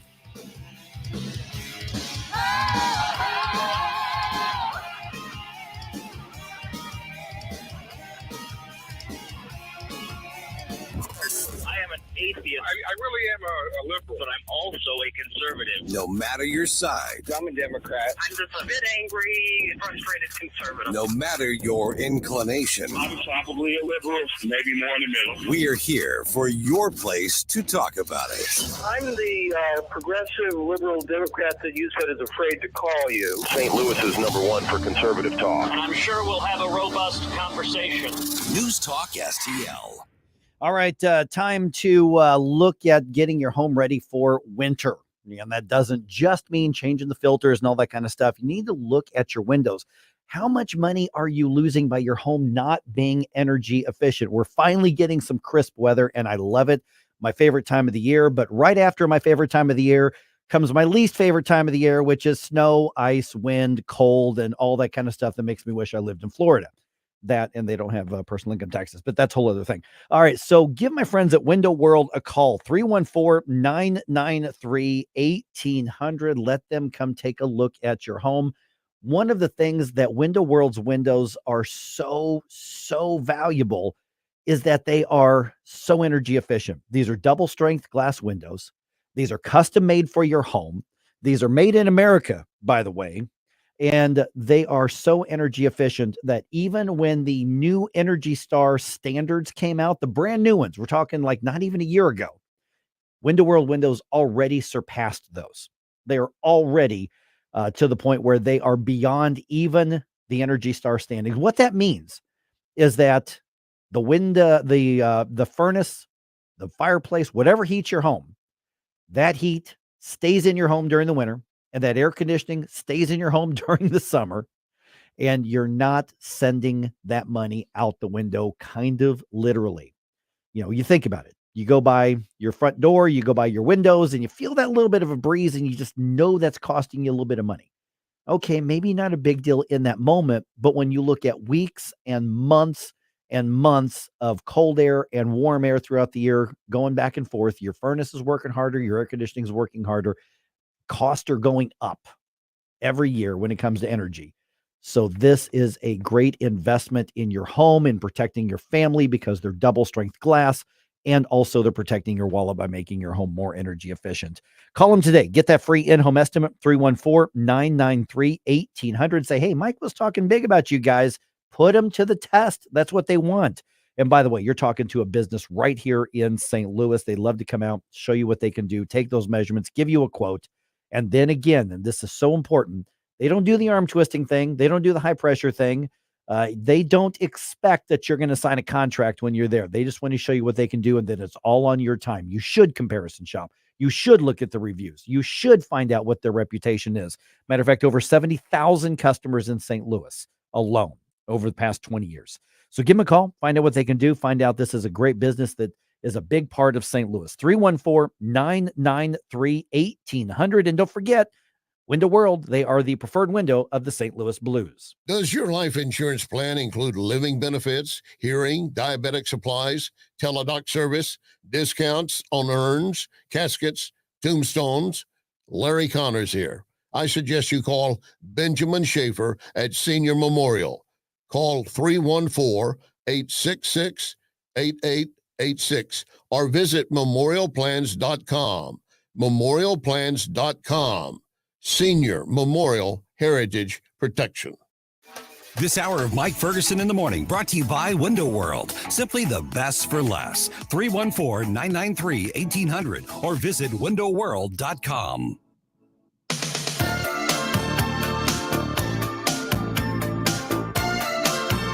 Hey, this is Larry Connors. Make sure you're listening later today at 6 o'clock on News Talk STL for my show, Larry Connors USA. Now, back to Mike Ferguson in the morning. Okay, here's the deal. We've got like 2 minutes or so here to respond. We just talked with Pastor Duane Manuel, who used to be on Thrive's board, but they're not. We've just got two completely different pictures of the conflict at Thrive. And again, I don't like the fact that we've got this in this radio platform here. Yeah. Okay. But the Post-Dispatch doesn't get to set the framework for all this. So there are certainly some misunderstandings going on between the two parties. There's certainly some misconceptions about what exactly happened because, is there mediation? Was there offered? Was it like that? That seems to be a he said, she said at this point. Yeah. But the thing is, multiple things can be true at the same time. One, this is really bad timing. Oh, sure. Two, going to the Post-Dispatch seems kind of suspect. Right, because it's the Post-Dispatch, but maybe that's where they felt they could go. That's David running away from Saul, going to the Philistines, basically. Right? It's like sometimes that happens. I don't know. And then the other thing is, look, even toxic bosses can be very effective. Okay, so but also let me point out the one thing that I'm going to take real exception to, and I question Pastor Manuel about this. The people who are making to say that they're not pro-life, so-called pro-life, that's no. These are incredibly pro-life people out there. I've read these statements. They've been sent to me. There's been I have my hands on things that are from within this conflict. These accusations are absolutely devastating. If they're true, there's got to be more than one side versus the other side. It shouldn't be these kind of sides for this. It's really bad. Yeah. Always be clear where you get your conservative talk. Our left groups who are paying for and likely stoking these campus protests today. At least 1.3 million came from two liberal foundations, the Rockefeller brothers and George Soros. Liberal billionaire George Soros is the largest shareholder of Odyssey, the parent company of KMOX and 97.1 Talk. And when he controls what's on the radio stations, he's going to be able to control the mind, potentially hundreds of millions of Americans. St. Louis's trusted source and number one for conservative talk. This is News Talk STL. Attention thrill seekers and fun lovers. Did you know the Midwest's largest wooden roller rink is right here in Missouri? Welcome to Piccadilly Palace, your ultimate family entertainment destination. Glide across our massive skating floor, conquer arcade challenges, put your way through mini golf, and dive into cutting-edge virtual reality experiences. And coming soon, a relaxing bar and grill patio, state-of-the-art golf simulators, and heart-pounding two-story go-kart racing next to East Central College in Union, Missouri. Plan your visit now at PiccadillyPalace.com. That's PiccadillyPalace.com. KLGY HD3 Clayton, K270BW Belfast, KNVS Bowling Green. This is News Talk STL at 1019, 94.1, and always streaming at newstalkstl.com.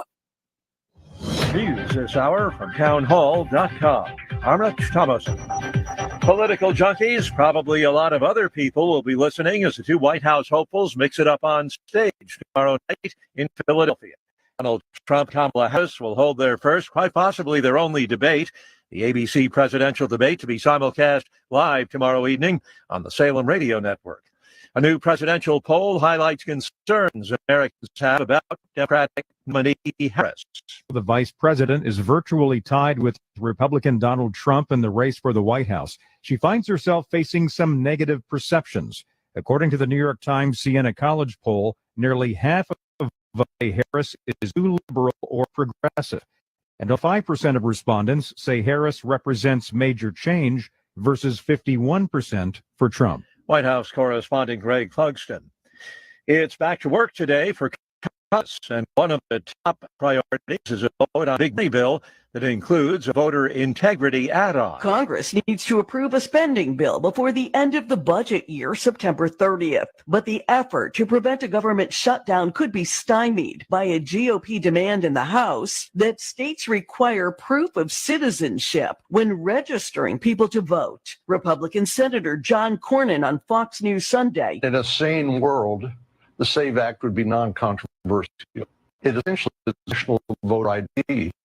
Blocks legitimate voters who don't have easy access to their documents. I'm Jackie Quinn. People in and around London, Kentucky being urged to be vigilant, keep the doors and the windows locked.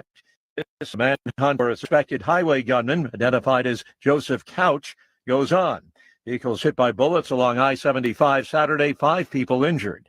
Wall Street now features up 275. More on these stories at townhall.com. You see, if something costs less, but people are happier with it, that sounds like something to look into, and that is MediShare. And maybe you've heard switching to MediShare to pay for healthcare can save many families up to $500 a month, and that's huge. But it's also people are way more satisfied after making the switch too. The member satisfaction rate for MediShare is double that of the typical health insurance plan. Double. MediShare works too. It's been around for 30 years. Members have shared more than $5 billion of each other's bills. People love having telehealth and a huge nationwide PPO network. So yeah, really, you can save a ton and like it better. Imagine being happy with how you're taking care of your health care. So if you're self-employed or part of the gig economy, or you just want a plan you're happy with, you can call right now and get a price within 2 minutes. See what you can save. This is a very, very smart use of 2 minutes. Here's the number you need. Call 844-41-BIBLE. That's 844-41-BIBLE. 844. From the Michaels Flooring Outlet Weather Center. Coming off that outstanding weekend of weather, we begin to warm things up today. Mainly sunny skies, a high around 83 this afternoon. 70s for your evening plans. Humidity still low, so a fairly nice day. Clear tonight, down into the mid-50s in St. Louis early Tuesday morning. And then Tuesday through Thursday, hotter days with highs from the upper 80s to low 90s. Our next chance of rain does not arrive until Thursday night or into Friday. That's your First Alert forecast. I'm meteorologist Matt Chambers. This hour of News Talk STL is brought to you by Rodney and Jen Wallner and the entire Wallner home selling team at Berkshire Hathaway. Call them today at 314-810-SOLD. 314-810-SOLD. Tim Jones here with Dr. Pat Fader of Comprehensive Chiropractic. Doc, I hear you all have a new treatment program for everyone's chronic knee pain. Tim, that's right. We are helping patients with chronic knee pain by addressing the root cause of their condition. And what makes your program so unique? Well, Tim, many programs focus on just one component of the problem, the structural component. Our program focuses on the metabolic and neurologic component to complete the picture and improve our patients' outcomes. We get to the root cause of what is driving inflammation in a person's body and address it directly. For your chronic knee pain and more, visit cchiropractic.com. All information, make an appointment at cchiropractic.com. Mike Ferguson. Are you pretending to be crazy? Gabe Pfeiffer. There's something serious I have to tell you about the future. Get up, St. Louis. Will let's knock it off? Mike Ferguson in the morning on News Talk STL. Get up, this is your cousin. There is a struggle happening right now, I'm going to argue, between the conservative movement, particularly the pro-life conservative movement in America, and the Republican/MAGA movement as well. Now, there's a lot of overlap. There's no question about that. They both want to get their tickets elected. But is there a clash of principles? And if so, what's more important, the electoral success or the principles as the debate is going? I'm Mike Ferguson. Suzanne Bowdey, who has been on the program before with the Washington Stand, had a really good commentary recently, said Trump's abortion pivot sparks outcry. This is wrong and we cannot be silent. And Suzanne joins me right now. And Suzanne, first of all, thanks for being on the program. But secondly, thanks for writing the article, because what we're seeing right now is a lot of contention between people who are saying basically, hey, shut up about this pro-life thing. So what? He's not 100% pro-life, but he's better than the other side. So pro-life activists basically owe the Republican Party a vote and support, even if they're backing away from the pro-life position. How do you assess where we are with it. And we'll start there and then get into the different layers of it. Well, thanks so much for having me. Yeah, I thought it was interesting how you set this interview up. Was you said, should we care more about winning or should we care about principles? And I would argue that those two things aren't mutually exclusive. And I think we saw that in 2016 when we didn't even know how Trump would be as a pro-life president.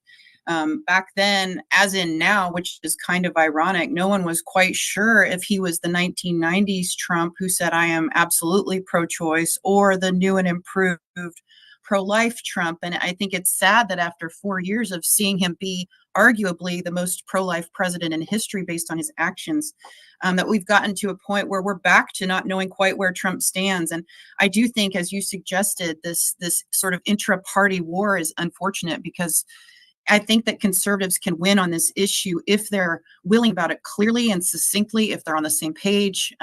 Life is a winning issue in America, and I don't think we should back down from that. See, there's a lot of people who argue with you and I on that. They say, oh, no. Clearly the culture's changed. They've gone pro-choice or pro-abortion even.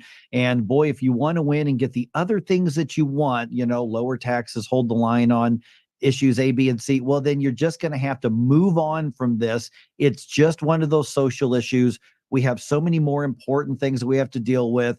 Don't lose the war in order to win the battle, or some kind of cliche like that. What's the right response to that? Because what I'm seeing is, and this goes back to the RNC and the platform, is that obviously there's a move within the Republican Party to say we're moving away from some of these conservative positions because we think it's more marketable in the so-called middle. Right. And I do believe that the platform was a huge red flag, that debate, how it went down, sort of the tyrannical approach that the RNC took to the delegates.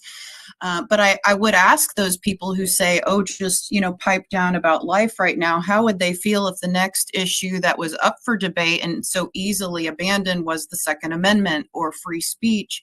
Once it happens to the pro-lifers, who's to say it's not going to happen to another concern on the GOP docket? So, and also I would say that life is the foundation on which all of these other values that conservatives claim to care about rest. And once you say that human dignity and the sanctity of life don't matter, I'm not sure what the foundation would be for the other principles that we say we stand for. Well, Suzanne, let me ask you this, and this is one of those questions that I think a lot of people don't want to discuss during an election year. And this is just the reality of where we are right now. One of the things they're saying is, okay, well, J.D. Vance has said, yes, the abortion pill should be accessible across the country, even by mail. Donald Trump criticized Florida's heartbeat bill, said 6 weeks is not long enough for abortion to be legal, needs to be more. He's kind of gone back and forth on that issue after the outcry from the pro-life community. But the argument being, okay, so what? He's not really pro-life. But Kamala Harris's campaign and the left and the Democrats are so far on the fringe on this that across the board, they basically want abortion legal essentially right up to birth. And I think a lot of those on the left would agree with that assessment right there. So they're saying, are you going to take the guy who says ban it after one trimester versus the ones who say there are no restrictions at all? Therefore, the duty is to take the best you can get. Well, I would say, we do have a linear choice right now. We have abortion up until the moment of birth, taxpayer funded. And then we have Trump, who knows where he actually stands and what he would actually do in office this time around. So we do have two choices. One is obviously a lot worse than the other for pro-lifers.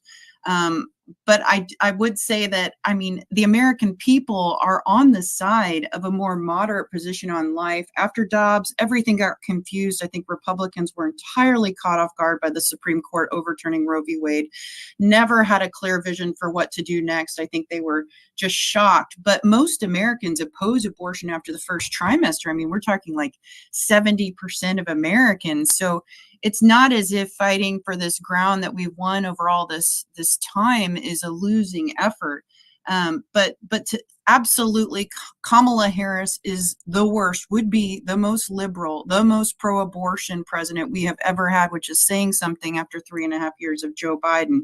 So I think that it would be hard, honestly, for either candidate right now to reinvent themselves on the abortion issue. And right now we're looking at a former President Trump who had 4 years of incredible pro-life gains. So obviously the choice is clear. I just wish the contrasts were starker. I think we've lost a lot of that with the platform and with the Republicans' silence on the abortion issue, their fear of the abortion issue, and their inability to communicate their care for moms and the unborn.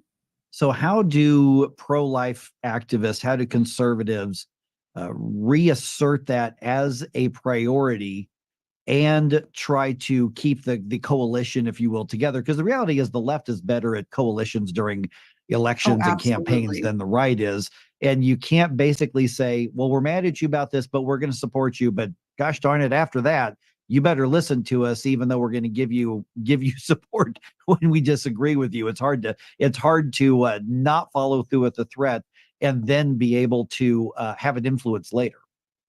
Well, I think you referenced earlier the Florida's Amendment 4. Trump actually flipped his position on that. Initially, it sounded like he was going to endorse Amendment 4, which would allow basically abortion up until the moment of birth, because they haven't defined what the term viability means. But I think that what you saw was the power of pro-lifers, the true pro-life movement standing up and speaking out. And he pivoted from that position. And I do believe that there is a growing chorus of pro-lifers. You have Josh Hawley, Lila Rose, Professor Robbie George, former Vice President Mike Pence, Kristen Hawkins. I think the more pro-life leaders and the more pro-life voters who speak up, the louder they are, the harder it will be for the Trump campaign to ignore, and the RNC. I think at the local level, I believe a lot of the states, their pro-life platforms are actually, which are slightly different than the national platform, are very strong on the life issue. I would encourage them to continue to fight to protect that ground. But the louder pro-lifers are, the more impossible it will be for people to ignore them.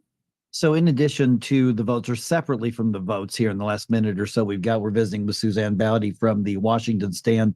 And how do you win the hearts and the minds of the next generation, not just of voters, but of people to value life? Because there's so many other things in our culture and society that depend on being a culture of life, not just a bunch of laws of life, but a culture and a mindset of life.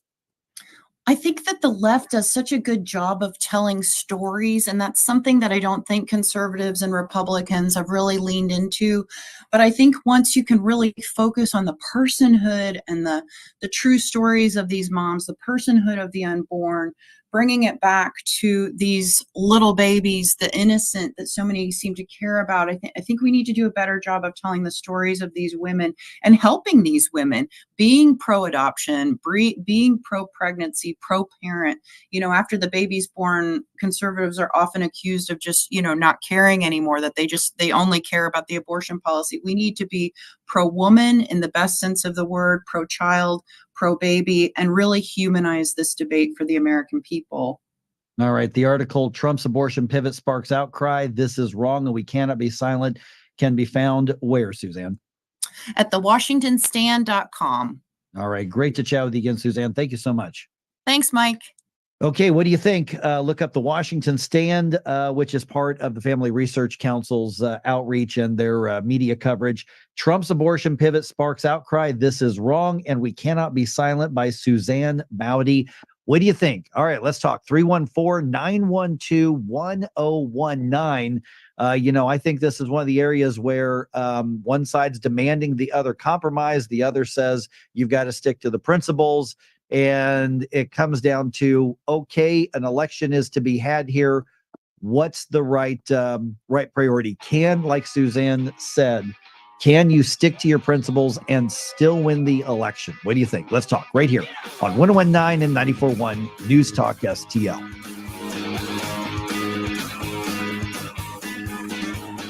Don't try to make me stop. Inspiration, you have a soul so dark, it is no more. Follow us on Rumble at News Talk STL. Get up. It's Mike Ferguson in the morning. I've had enough of this. Turn my eyes to your indifference. Stop right now before you blow us all away. You wanna do that? Get up, can't you hear the alarm? Get up, this is your cousin.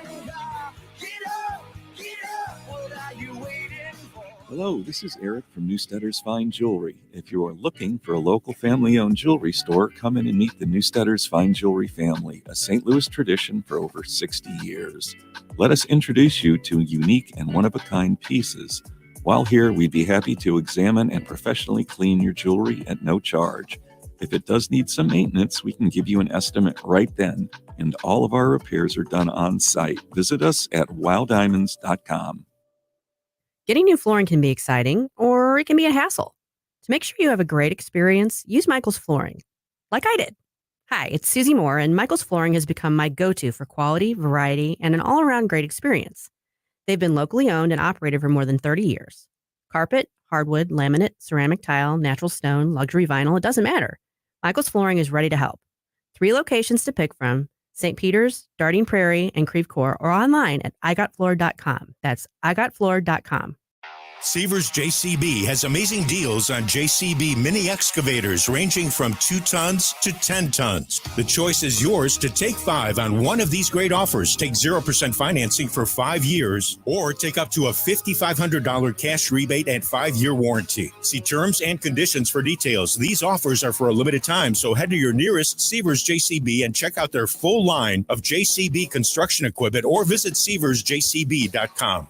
Hi, Susie Moore here. American culture is at a crossroads. My friend and coworker at Red State, Kira Davis, has written a new book called Drawing Lines: Why Conservatives Must Begin to Battle Fiercely in the Arena of Ideas. She challenges conservative Americans to stop retreating from culture and helps you to think critically through the pressing cultural issues of our day and offers practical advice and solutions. It's time for conservatives to make themselves uncomfortable and get engaged, get inspired, get moving, and get winning. Pick up a copy of Kira's new book, Drawing Lines, available at Amazon, faithfultexts.com, or wherever books are sold. Looking for a cruise vacation? Cruise.com is offering its exclusive sale of the year to all listeners to this station. Every major cruise line, including Royal Caribbean, Carnival, Princess, MSC, and more, are on sale now. Call 1-800-507-9264 and book one of these deals while supplies last. Cruises start from as low as $39 per person per day. There isn't a better vacation value to places like Alaska, Europe, the Caribbean, South America, and more. Call one of the largest cruise specialists in the world at 1-800-507-9264. We'll find you a vacation that includes drinks, Wi-Fi, excursions, and more. Call 1-800-507-9264. That's 1-800-507-9264. Space is limited. Don't miss your opportunity to book the best deal of the year. That's 1-800-507-9264. Sponsored by Cruise.com. News, analysis, I'm glad you're talking about this. opinion. I'm glad you're fired up about it, too, because I know I am. News Talk STL.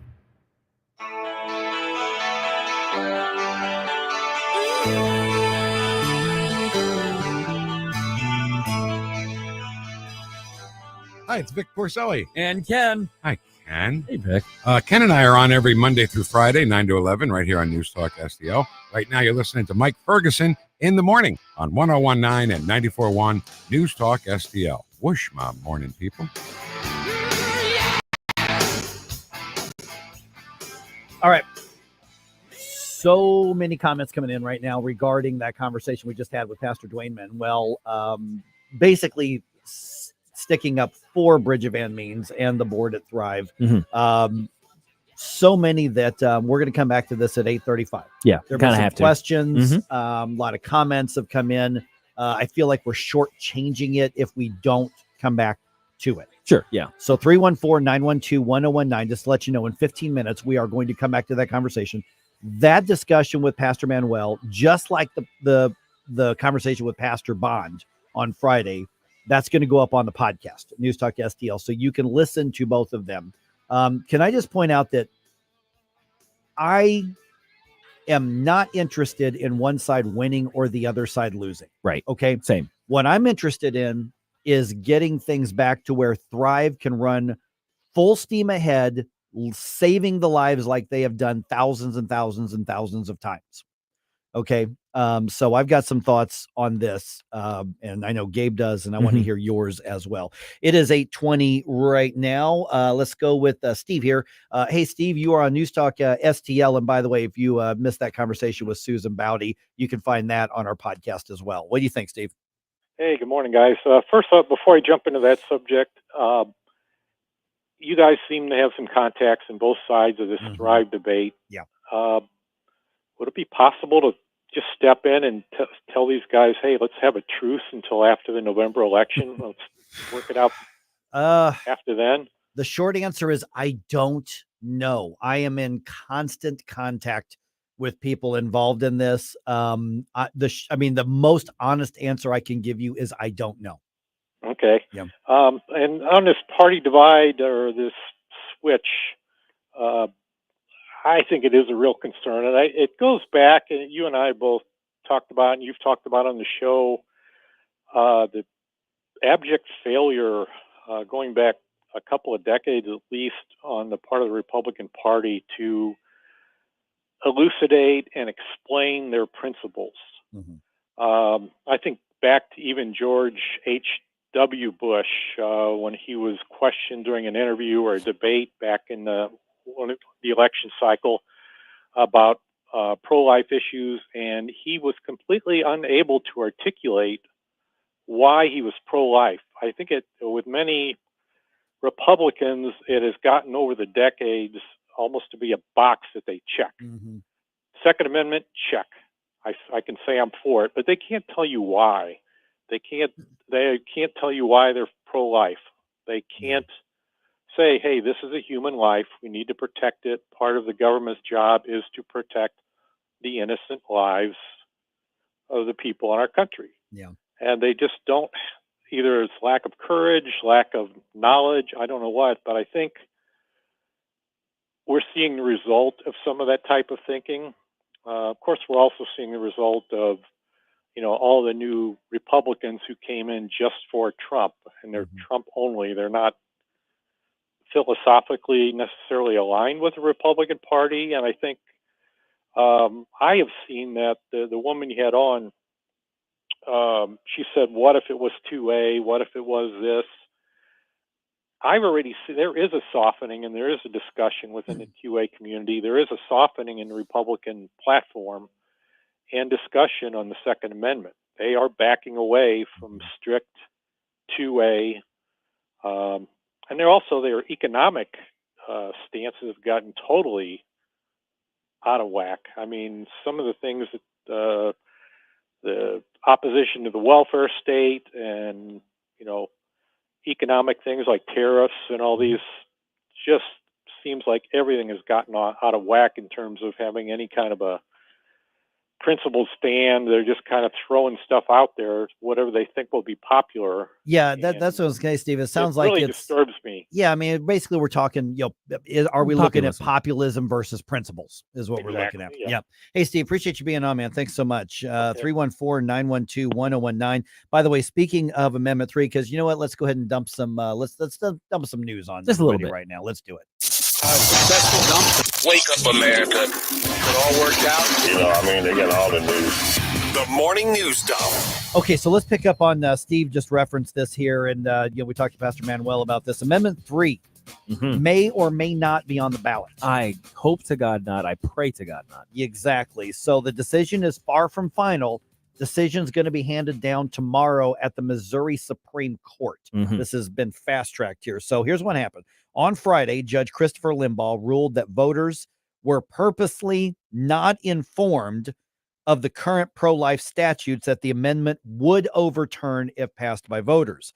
If that's the case, that is a violation of Missouri state law. Now, the ruling that was given ruled that the amendment violated the state law. Judge Limbaugh, despite what you may have seen on social media, did not strike this from the ballot. Right. He ruled it is in violation of state law, recognized that there is going to be appeal, put a stay on, and then gave the pro-abortion side the time to file an appeal. Okay, that's from a legal perspective, a judiciary perspective, it appears to me, not a lawyer, but I've just covered these things for a long time, that seems to be the prudent thing to do. That is the correct thing to do, Yes. whether you agree with his ruling or not. And I do agree with his ruling. He also ruled that there are multiple subjects within the amendment, which is also in violation of Missouri state law. Right. So he made his ruling, and then he, in recognizing that the higher court needs to decide, Right. he just said, okay, I'm not going to strike it because I want the higher court to have that final say. Precisely. And so here's the thing, though. Tomorrow is the deadline to confirm or remove something from the general election ballot when it comes to these. So there will be a hearing at starting around 8:30 in the morning. So 24 hours from right now.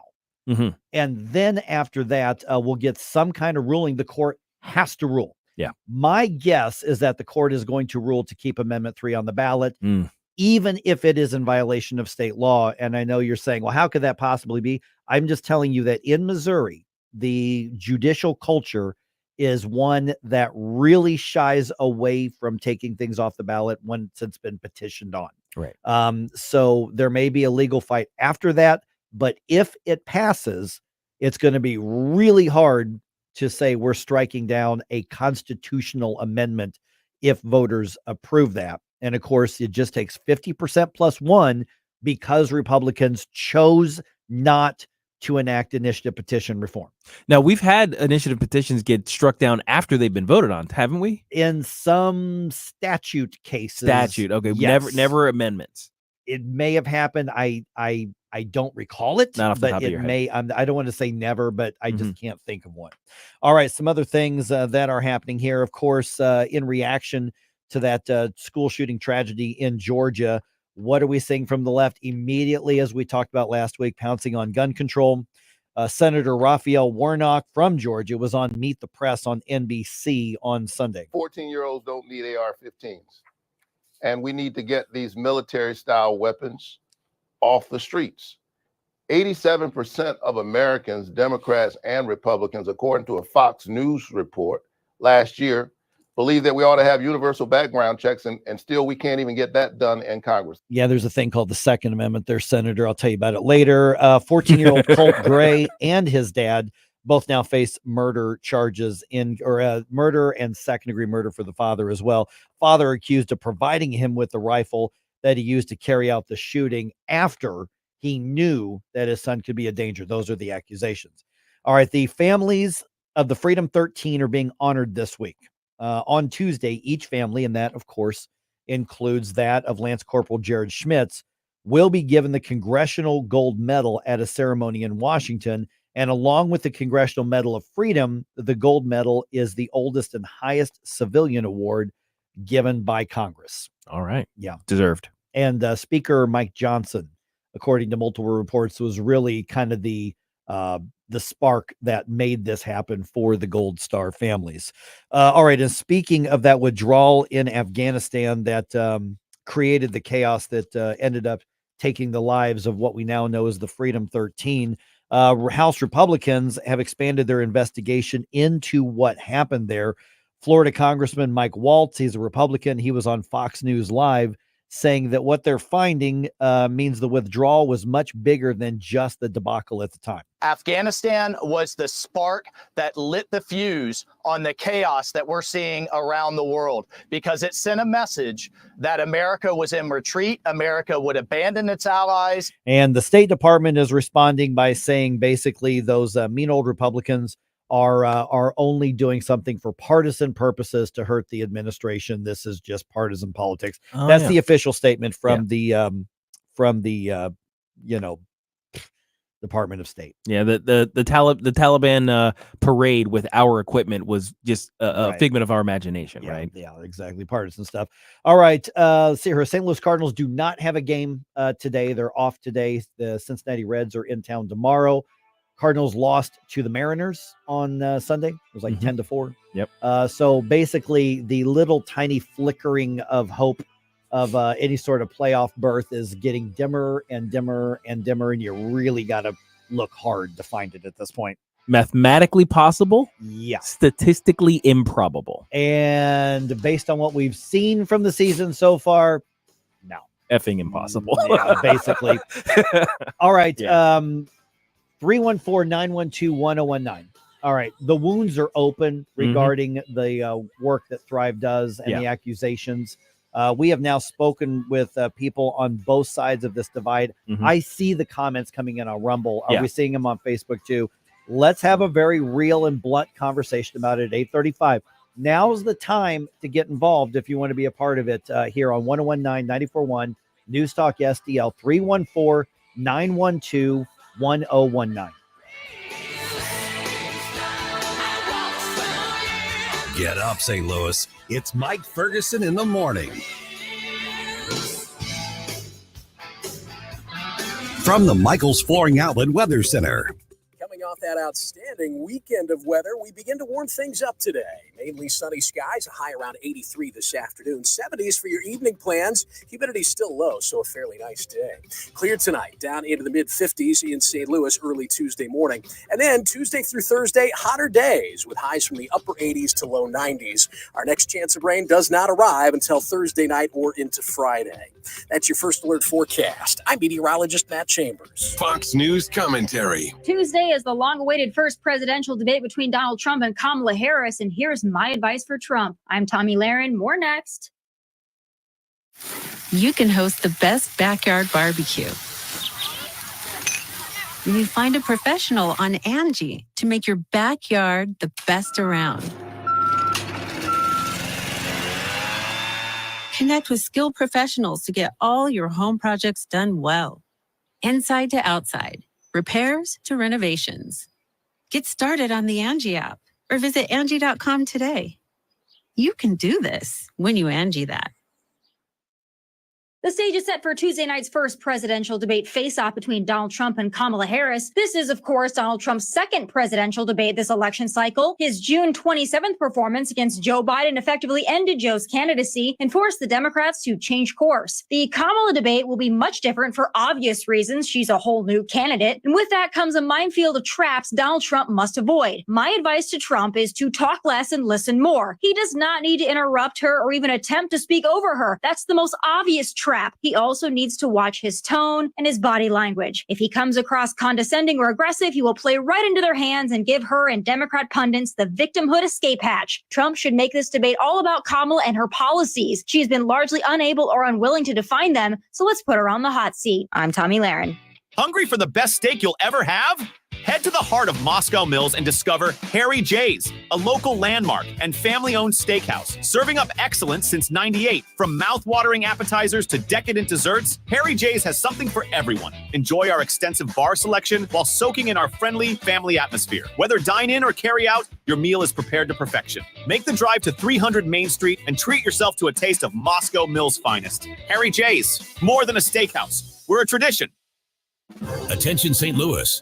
The Republican Central Committee invites you to the annual Lincoln Reagan Days dinner. Join us Saturday, October 5th at the River City Casino for an evening of inspiration and insight with this year's special keynote speaker, J.J. Carell, retired U.S. Border Patrol, who served under Clinton, Bush, Obama, Trump, and Biden. Don't miss this opportunity to hear from a true expert in border security. For details and tickets, visit newstalkstl.com. As the daughter of an OBGYN, I learned from a young age that no topic is too taboo for discussion at the dinner table. This family-centered, transparent approach to health and wellness that my dad, you may know him as Dr. Randy Tobler, created for my siblings and I, is what we strive to deliver to our patients at Body of Health Direct Primary Care. I'm Sammy Tobler-Gregory with Body of Health, where relationships matter. Come learn about healthcare the way it ought to be and schedule your free discovery call today at bodyofhealth.com. That's bodyofhealth.com. Southern Armory, your hometown gun store. Come and be more than just a customer. Southern Armory, we carry the best guns, holsters, knives, magazines, ammunition, and even food storage. Special orders are welcome. Southern Armory, 1 mile east of 270 and 44, 9901 Watson Road, and southernarmory.com. That's southernarmory.com. Whether you're purchasing your first firearm or adding to your collection at Southern Armory, you're more than a customer, you're part of the family. Follow Southern Armory on Facebook or at southernarmory.com. America Decides 2024. The Trump-Harris debate is Tuesday night. It'll be an interesting evening. And you can hear it live here, beginning at 8. We have the momentum. Your home for America Decides 2024. News Talk STL. Love the music you hear on the morning show? Check out Mike's morning music playlist at newstalkstl.com. Oh, don't you dare look back. Just keep your eyes on me. I said you're holding back. She said, shut up and dance with me. This woman is my destiny. She said, ooh, shut up and dance with me. All right, 8:36 right now. So much discussion happening with Thrive. So let me talk about the positive and the negative of this, okay? Okay. Let me start with the negative of this, is that we have a very real wound that's having the salt rubbed on it, in part by what we're doing right now. Yeah. But that wound was opened when everything went to the St. Louis Post-Dispatch. Mm-hmm. The wound was there Sure. already with whatever's happening at Thrive. This whole thing became public. Public. Yeah. And I have said multiple times, in a perfect world, we're not doing this in public in the media, but I am not letting the St. Louis Post-Dispatch be the place that sets the terms and the platform of this. Right. Okay. So there's that. Now, having said that, the positive, and I know somebody's saying, what do you mean the positive, Mike? The positive is that people are so passionate about this because I think we all agree that the work that Thrive has done and is doing is crucial. They have literally demonstrably saved tens of thousands of lives over the last, almost 20 years or whatever it's been. Okay. So we're not questioning the work that's being done. As a matter of fact, that's the point. Right. So in that article that was posted by the Post-Dispatch on Thursday, and I think the plan that I was told is that it was in the print edition yesterday. I mean, I read the online edition. I have not seen the print edition, but my understanding is it was in the print edition yesterday.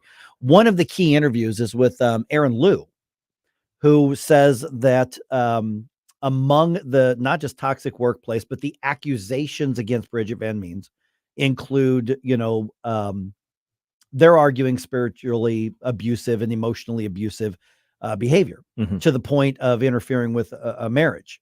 And Aaron just called in. Yeah. We've got him right here. So Aaron, I appreciate you being on the program. We've had people, comment on our social media saying, aren't you talking to the people who say they're victims on this?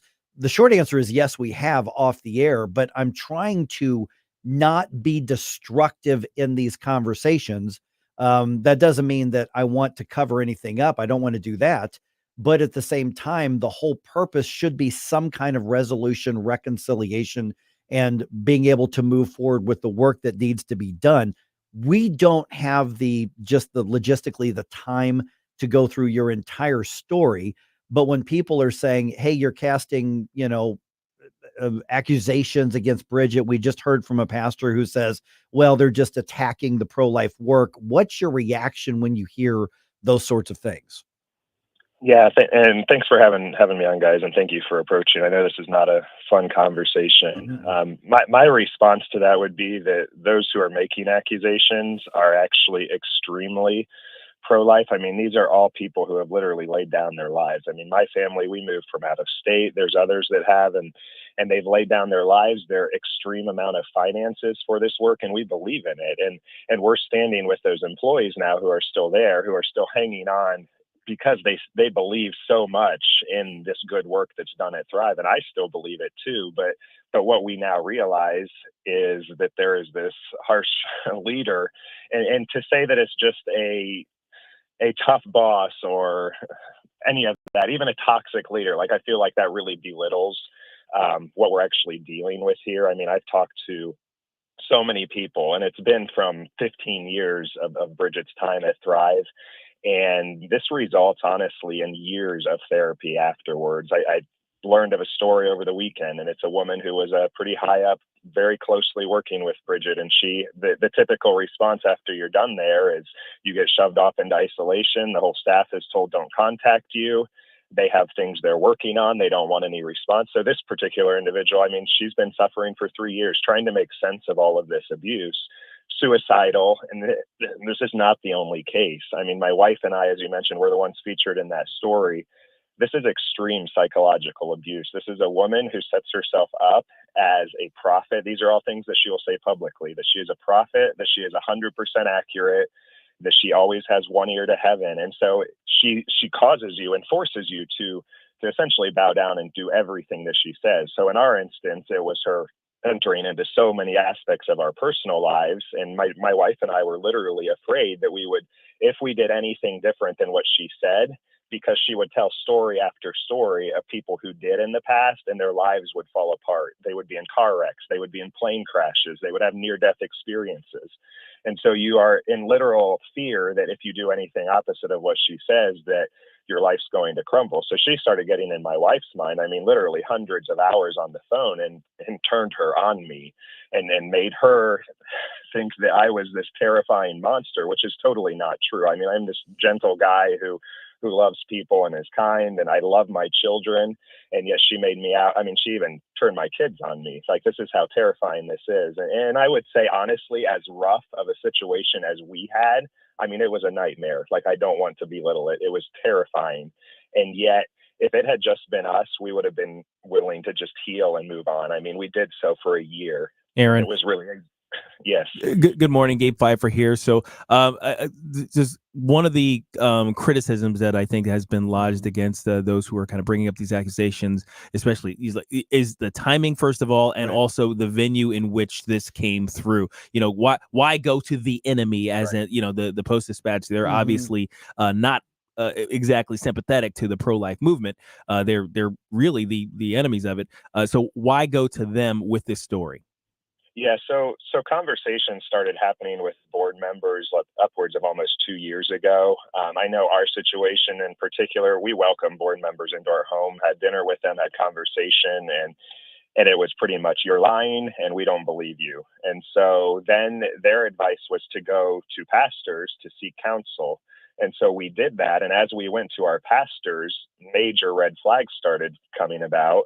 I mean, one in particular was Grace Church, and they did I am so appreciative of them because they did a very thorough investigation. They didn't just take my word. They didn't just take anyone's word. They had upwards of 20 individuals who came forward with stories. And so they did a very thorough due diligence. They made a statement. Then in the end, I mean, what they were encouraging was an independent investigation, which is what we had all encouraged from the beginning. And we had given them routes to go about that. Not that it was just our decision, but we were definitely encouraging them because I didn't want them to take my word. And so Grace, I think, did it in a very healthy way. And the board refused that and said they would not be doing an investigation, that this was all lies. And so at that point, they withdrew support, which I know encouraged other pastors to as well as they came across these stories. And then it just turned into this, anyone who would speak up. I mean, there's been several, not just pastors. I think there's been probably 6 or 8, at least, pastors who have gotten cease and desist letters. There's been plenty of individuals. Anyone who writes a letter to the board about their concerns has pretty much gotten a letter from their legal counsel in an attempt to silence them. And so we've tried, we've wanted these open conversations with the board. We've also known from the beginning that Bridget is pretty much running their entire aspect. And so any letter is going back to Bridget, which makes it very difficult for current staff to feel safe to actually speak up. Okay, Aaron, let me jump in because we're unfortunately right up against a time thing that we've got here. So here's the really one of the tough things for I hate to say both sides because we should all be on the same side. We're just not right now. And that is that when it comes to the media aspect of it, this is going to be, one side, says all this, and I've read these documents. I mean, I've read the statements. I've read them. They are heartbreaking. If there's a shred of truth to any of them, this is horrible. And then we've got, another side, like we just heard from Pastor Manuel, says, nope, never happened. None of it's ever happened at all. And I took some issue with some of the things that Pastor Manuel has said as far as saying, these are people who supposedly pro-life. Well, they are pro-life. I mean, and that's, that was right. So I want to be, obviously careful from a media standpoint that we're not, but we're putting everything out there that we can responsibly. because there have been some that put them out there irresponsibly on here as well. So I really appreciate you being on the program, but I hate to cut off time, but we've got what we call clocks here. I can't go too much more, just another minute or so on this. But what's the right resolution right now? I mean, is it about defeating one side and getting somebody replaced, or is it about what would it take for there to be reconciliation, for Thrive to be able to focus on the life-saving work that they have been so good at, and that we can all get back and just focus on that? Because I don't regret any of my donations to Thrive, because I know how many lives they have saved over the years, but the organization has to survive internally before it can have an effect externally. Absolutely. Yeah. And I would agree with what Pastor Bond said on Friday, that I don't believe there's any way forward except for a change of leadership. And I think that's very obvious. And that's all our desires, is we want that work to be continued. But another key, like in accordance or in response to Duane, like I see why he's seen that, as everyone loves working at Thrive, because the reality is it's demanded of you to bow down essentially to Bridget. I mean, lavish praise, lavish honor, and you're firmly corrected if you don't do that. So from the surface, it seems like everyone's loving working there. I think it'll be very obvious that is not the case. Okay. So, all right, Aaron, thank you so much, man. And we weren't planning on an interview segment, but I appreciate you calling in. I'm glad we were able to do this. I'm really glad you were being guys too. I appreciate it. All right, 314-912-1019. I want to take kind of a breather. Yeah, let's this. do something. Let's do something on this here before we take off. My hope is that very quickly we're not doing this. I would really like this to go away. Right. I mean, because but in the right way. Right. Here's the thing is everything that Aaron has said and what's been outlined in the newspaper article, those are accusations. Yes. Nothing, those are accounts. Those are accusations. Their response has been, that's not true. And it's going to be up to everybody to make up their own mind to see who they believe on that. In the meantime, while these articles like in the Post-Dispatch and these accusations, while these are out there right now, and believe me, the other side loves the fact that this division's being there. I don't love it, but I see the importance in trying to heal it. Yeah. What's it going to take? I don't know the answer. I'm not that smart. I'm smart, but I'm not that smart. I don't know for sure. Yeah. But thank you for all the comments here. We got some people saying, yes, listen to all the victim statements. Others are saying, man, this is a lot of hearsay. Mm-hmm. I get it. Yeah. Absolutely. I understand. Yeah. I understand all those perspectives. All right. I need your advice on something around, well, my mom needs your advice. No, I take that back. My wife needs your advice. Oh, okay. And it's not just putting up with me. Okay. I'll tell you what's going on here. Let's talk about it at 8:51.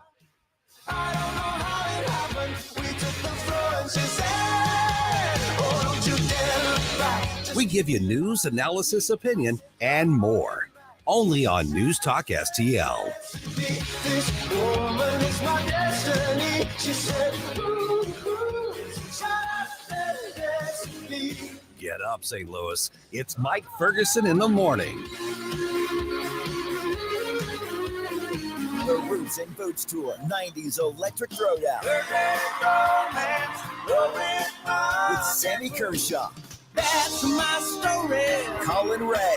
Oh, that's my story. And Aaron Tippett. Lucky ain't a Cadillac. Saturday, November 9th at the Family Arena. But there ain't nothing wrong with Reserve seats on sale now at the Carroll House Furniture Box Office, located at the Family Arena or at Ticketmaster.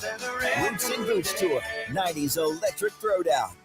Legends of Country Rock with Pure Prairie League, Atlanta Rhythm Section, Richie Furay from Poco and Buffalo Springfield, and Firefall. Saturday, September 28th, the Family Arena. Tickets on sale now at the Carroll House box office, located at the Family Arena or Ticketmaster. Don't miss Legends of Country Rock live. I'm Dr. TJ, owner of the Institute of Natural Health, co-owner of Optimal Nutraceuticals, and the host of Wellness 101. Wellness 101 is designed to cut through the nonsense and provide you common sense, science-based information regarding health and wellness. On the show, we discuss topics like thyroid health, gut health, hormone optimization, and many others.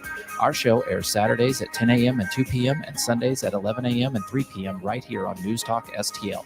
For more information, visit us at inhstl.com. That's inhstl.com. Oh, Adam, you are so romantic. And I love the kitchen you found with all these great crumbs. Yeah, baby, only the finest crumbs in the kitchen for my favorite aunt. Oh no, it's the pest control company again with those green wheels. They always kill the mood. This is Derek, the owner of All Solutions Pest Control. Give us a call today at 636-486-7888. We'd love to help you out. Learn more about our special $67 offer. You can visit us online at allsolutionspestcontrol.com. If a pest-free home is your goal, call All Solutions Pest Control. Student loans can be a strain on your family. For a limited time, the Springfield, Missouri Police Department is offering qualifying new officers up to $12,500 to help ease the burden of student loans. If you're driven, honest, and team-oriented, we want to talk to you about joining our next paid police academy. Start serving your community as a leader of it with the Springfield Police Department. Visit gospd.com for more information. That's gospd.com. Brought to you by the Springfield, Missouri Police Department. On the next Larry Connors USA. Previously, Biden said he would not pardon Hunter. Well, Hunter pled guilty now to 9 federal counts. Anything changed? Larry Connors USA. Now, weeknights 6 until 8 on News Talk STL. If you have a phone, you have a radio. Download the News Talk STL app and listen anytime, anywhere.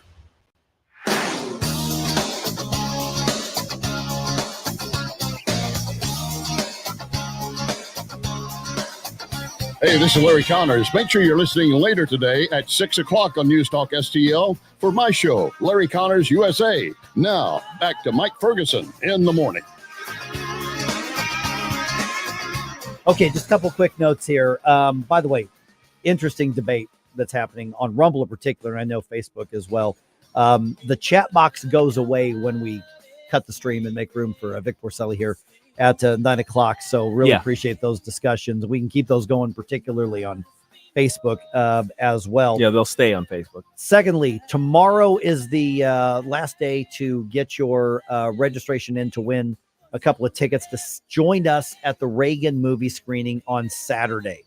All the winners are going to be notified tomorrow. Actually, it's midnight tonight. Oh, midnight tonight. I'm sorry. The winners are going to be notified tomorrow. Exactly. That's right. So, yeah. So today, midnight tonight is the last to get your registration in to win those tickets to watch the Reagan movie with us.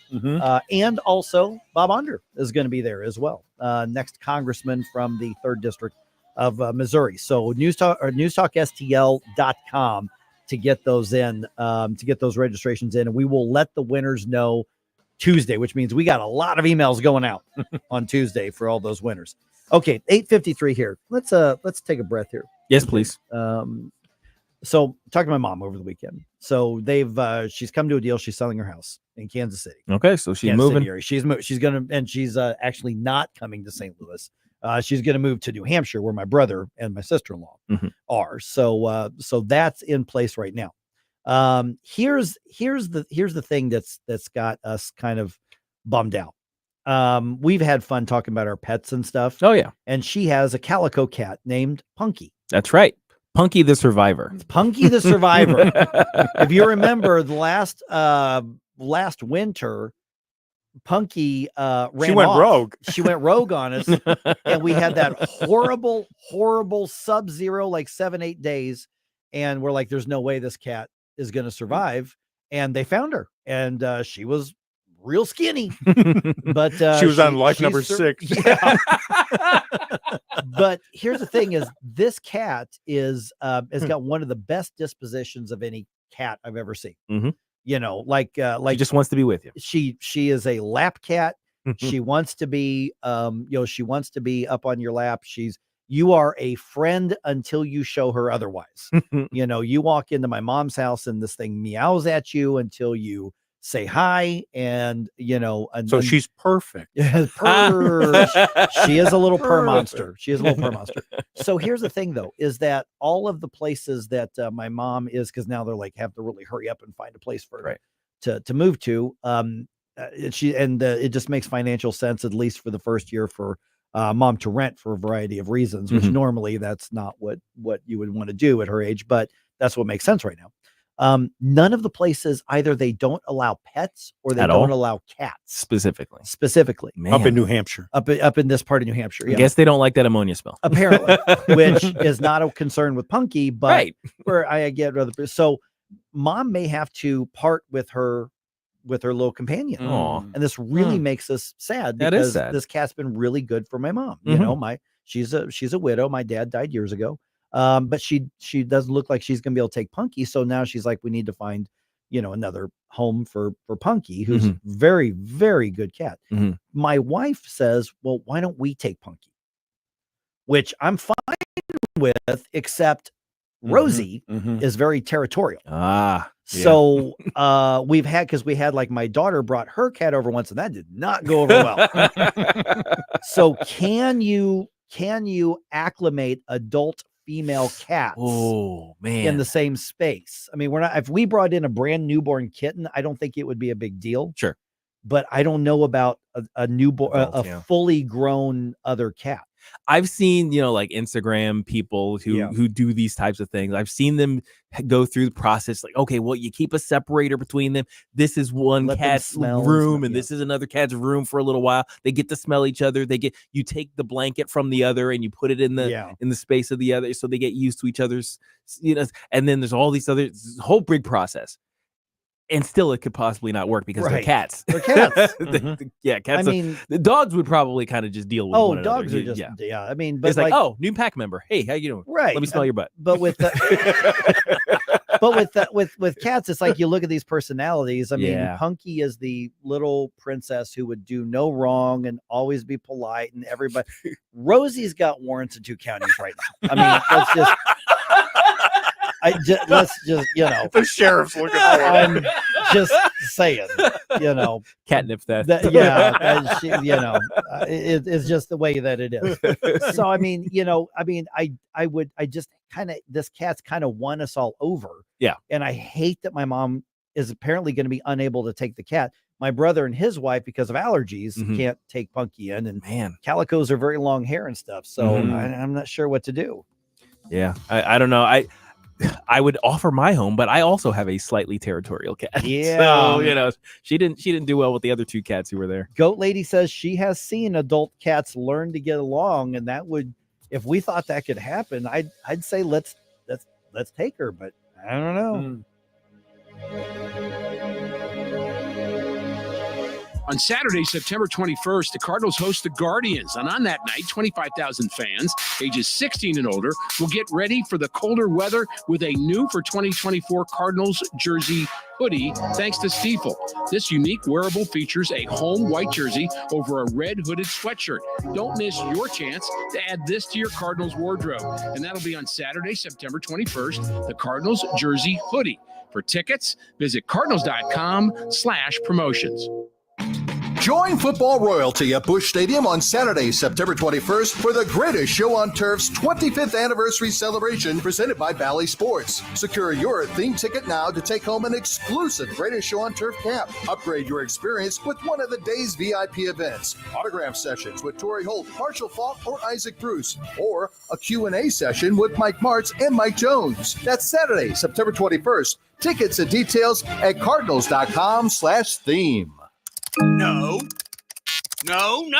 Is your computer giving you headaches? Make it happy again with Jeff Computers. For 30 years, this locally and family-owned business has been the St. Louis area's trusted one-stop shop for cybersecurity, managed IT, and data recovery services. Choose the experts at Jeff Computers. They offer computer protection plans and can recover your lost or damaged data. Visit them in Ellisville or call 636-256-7901. Online at jeffcomputers.com and tell them Newstalk STL sent you.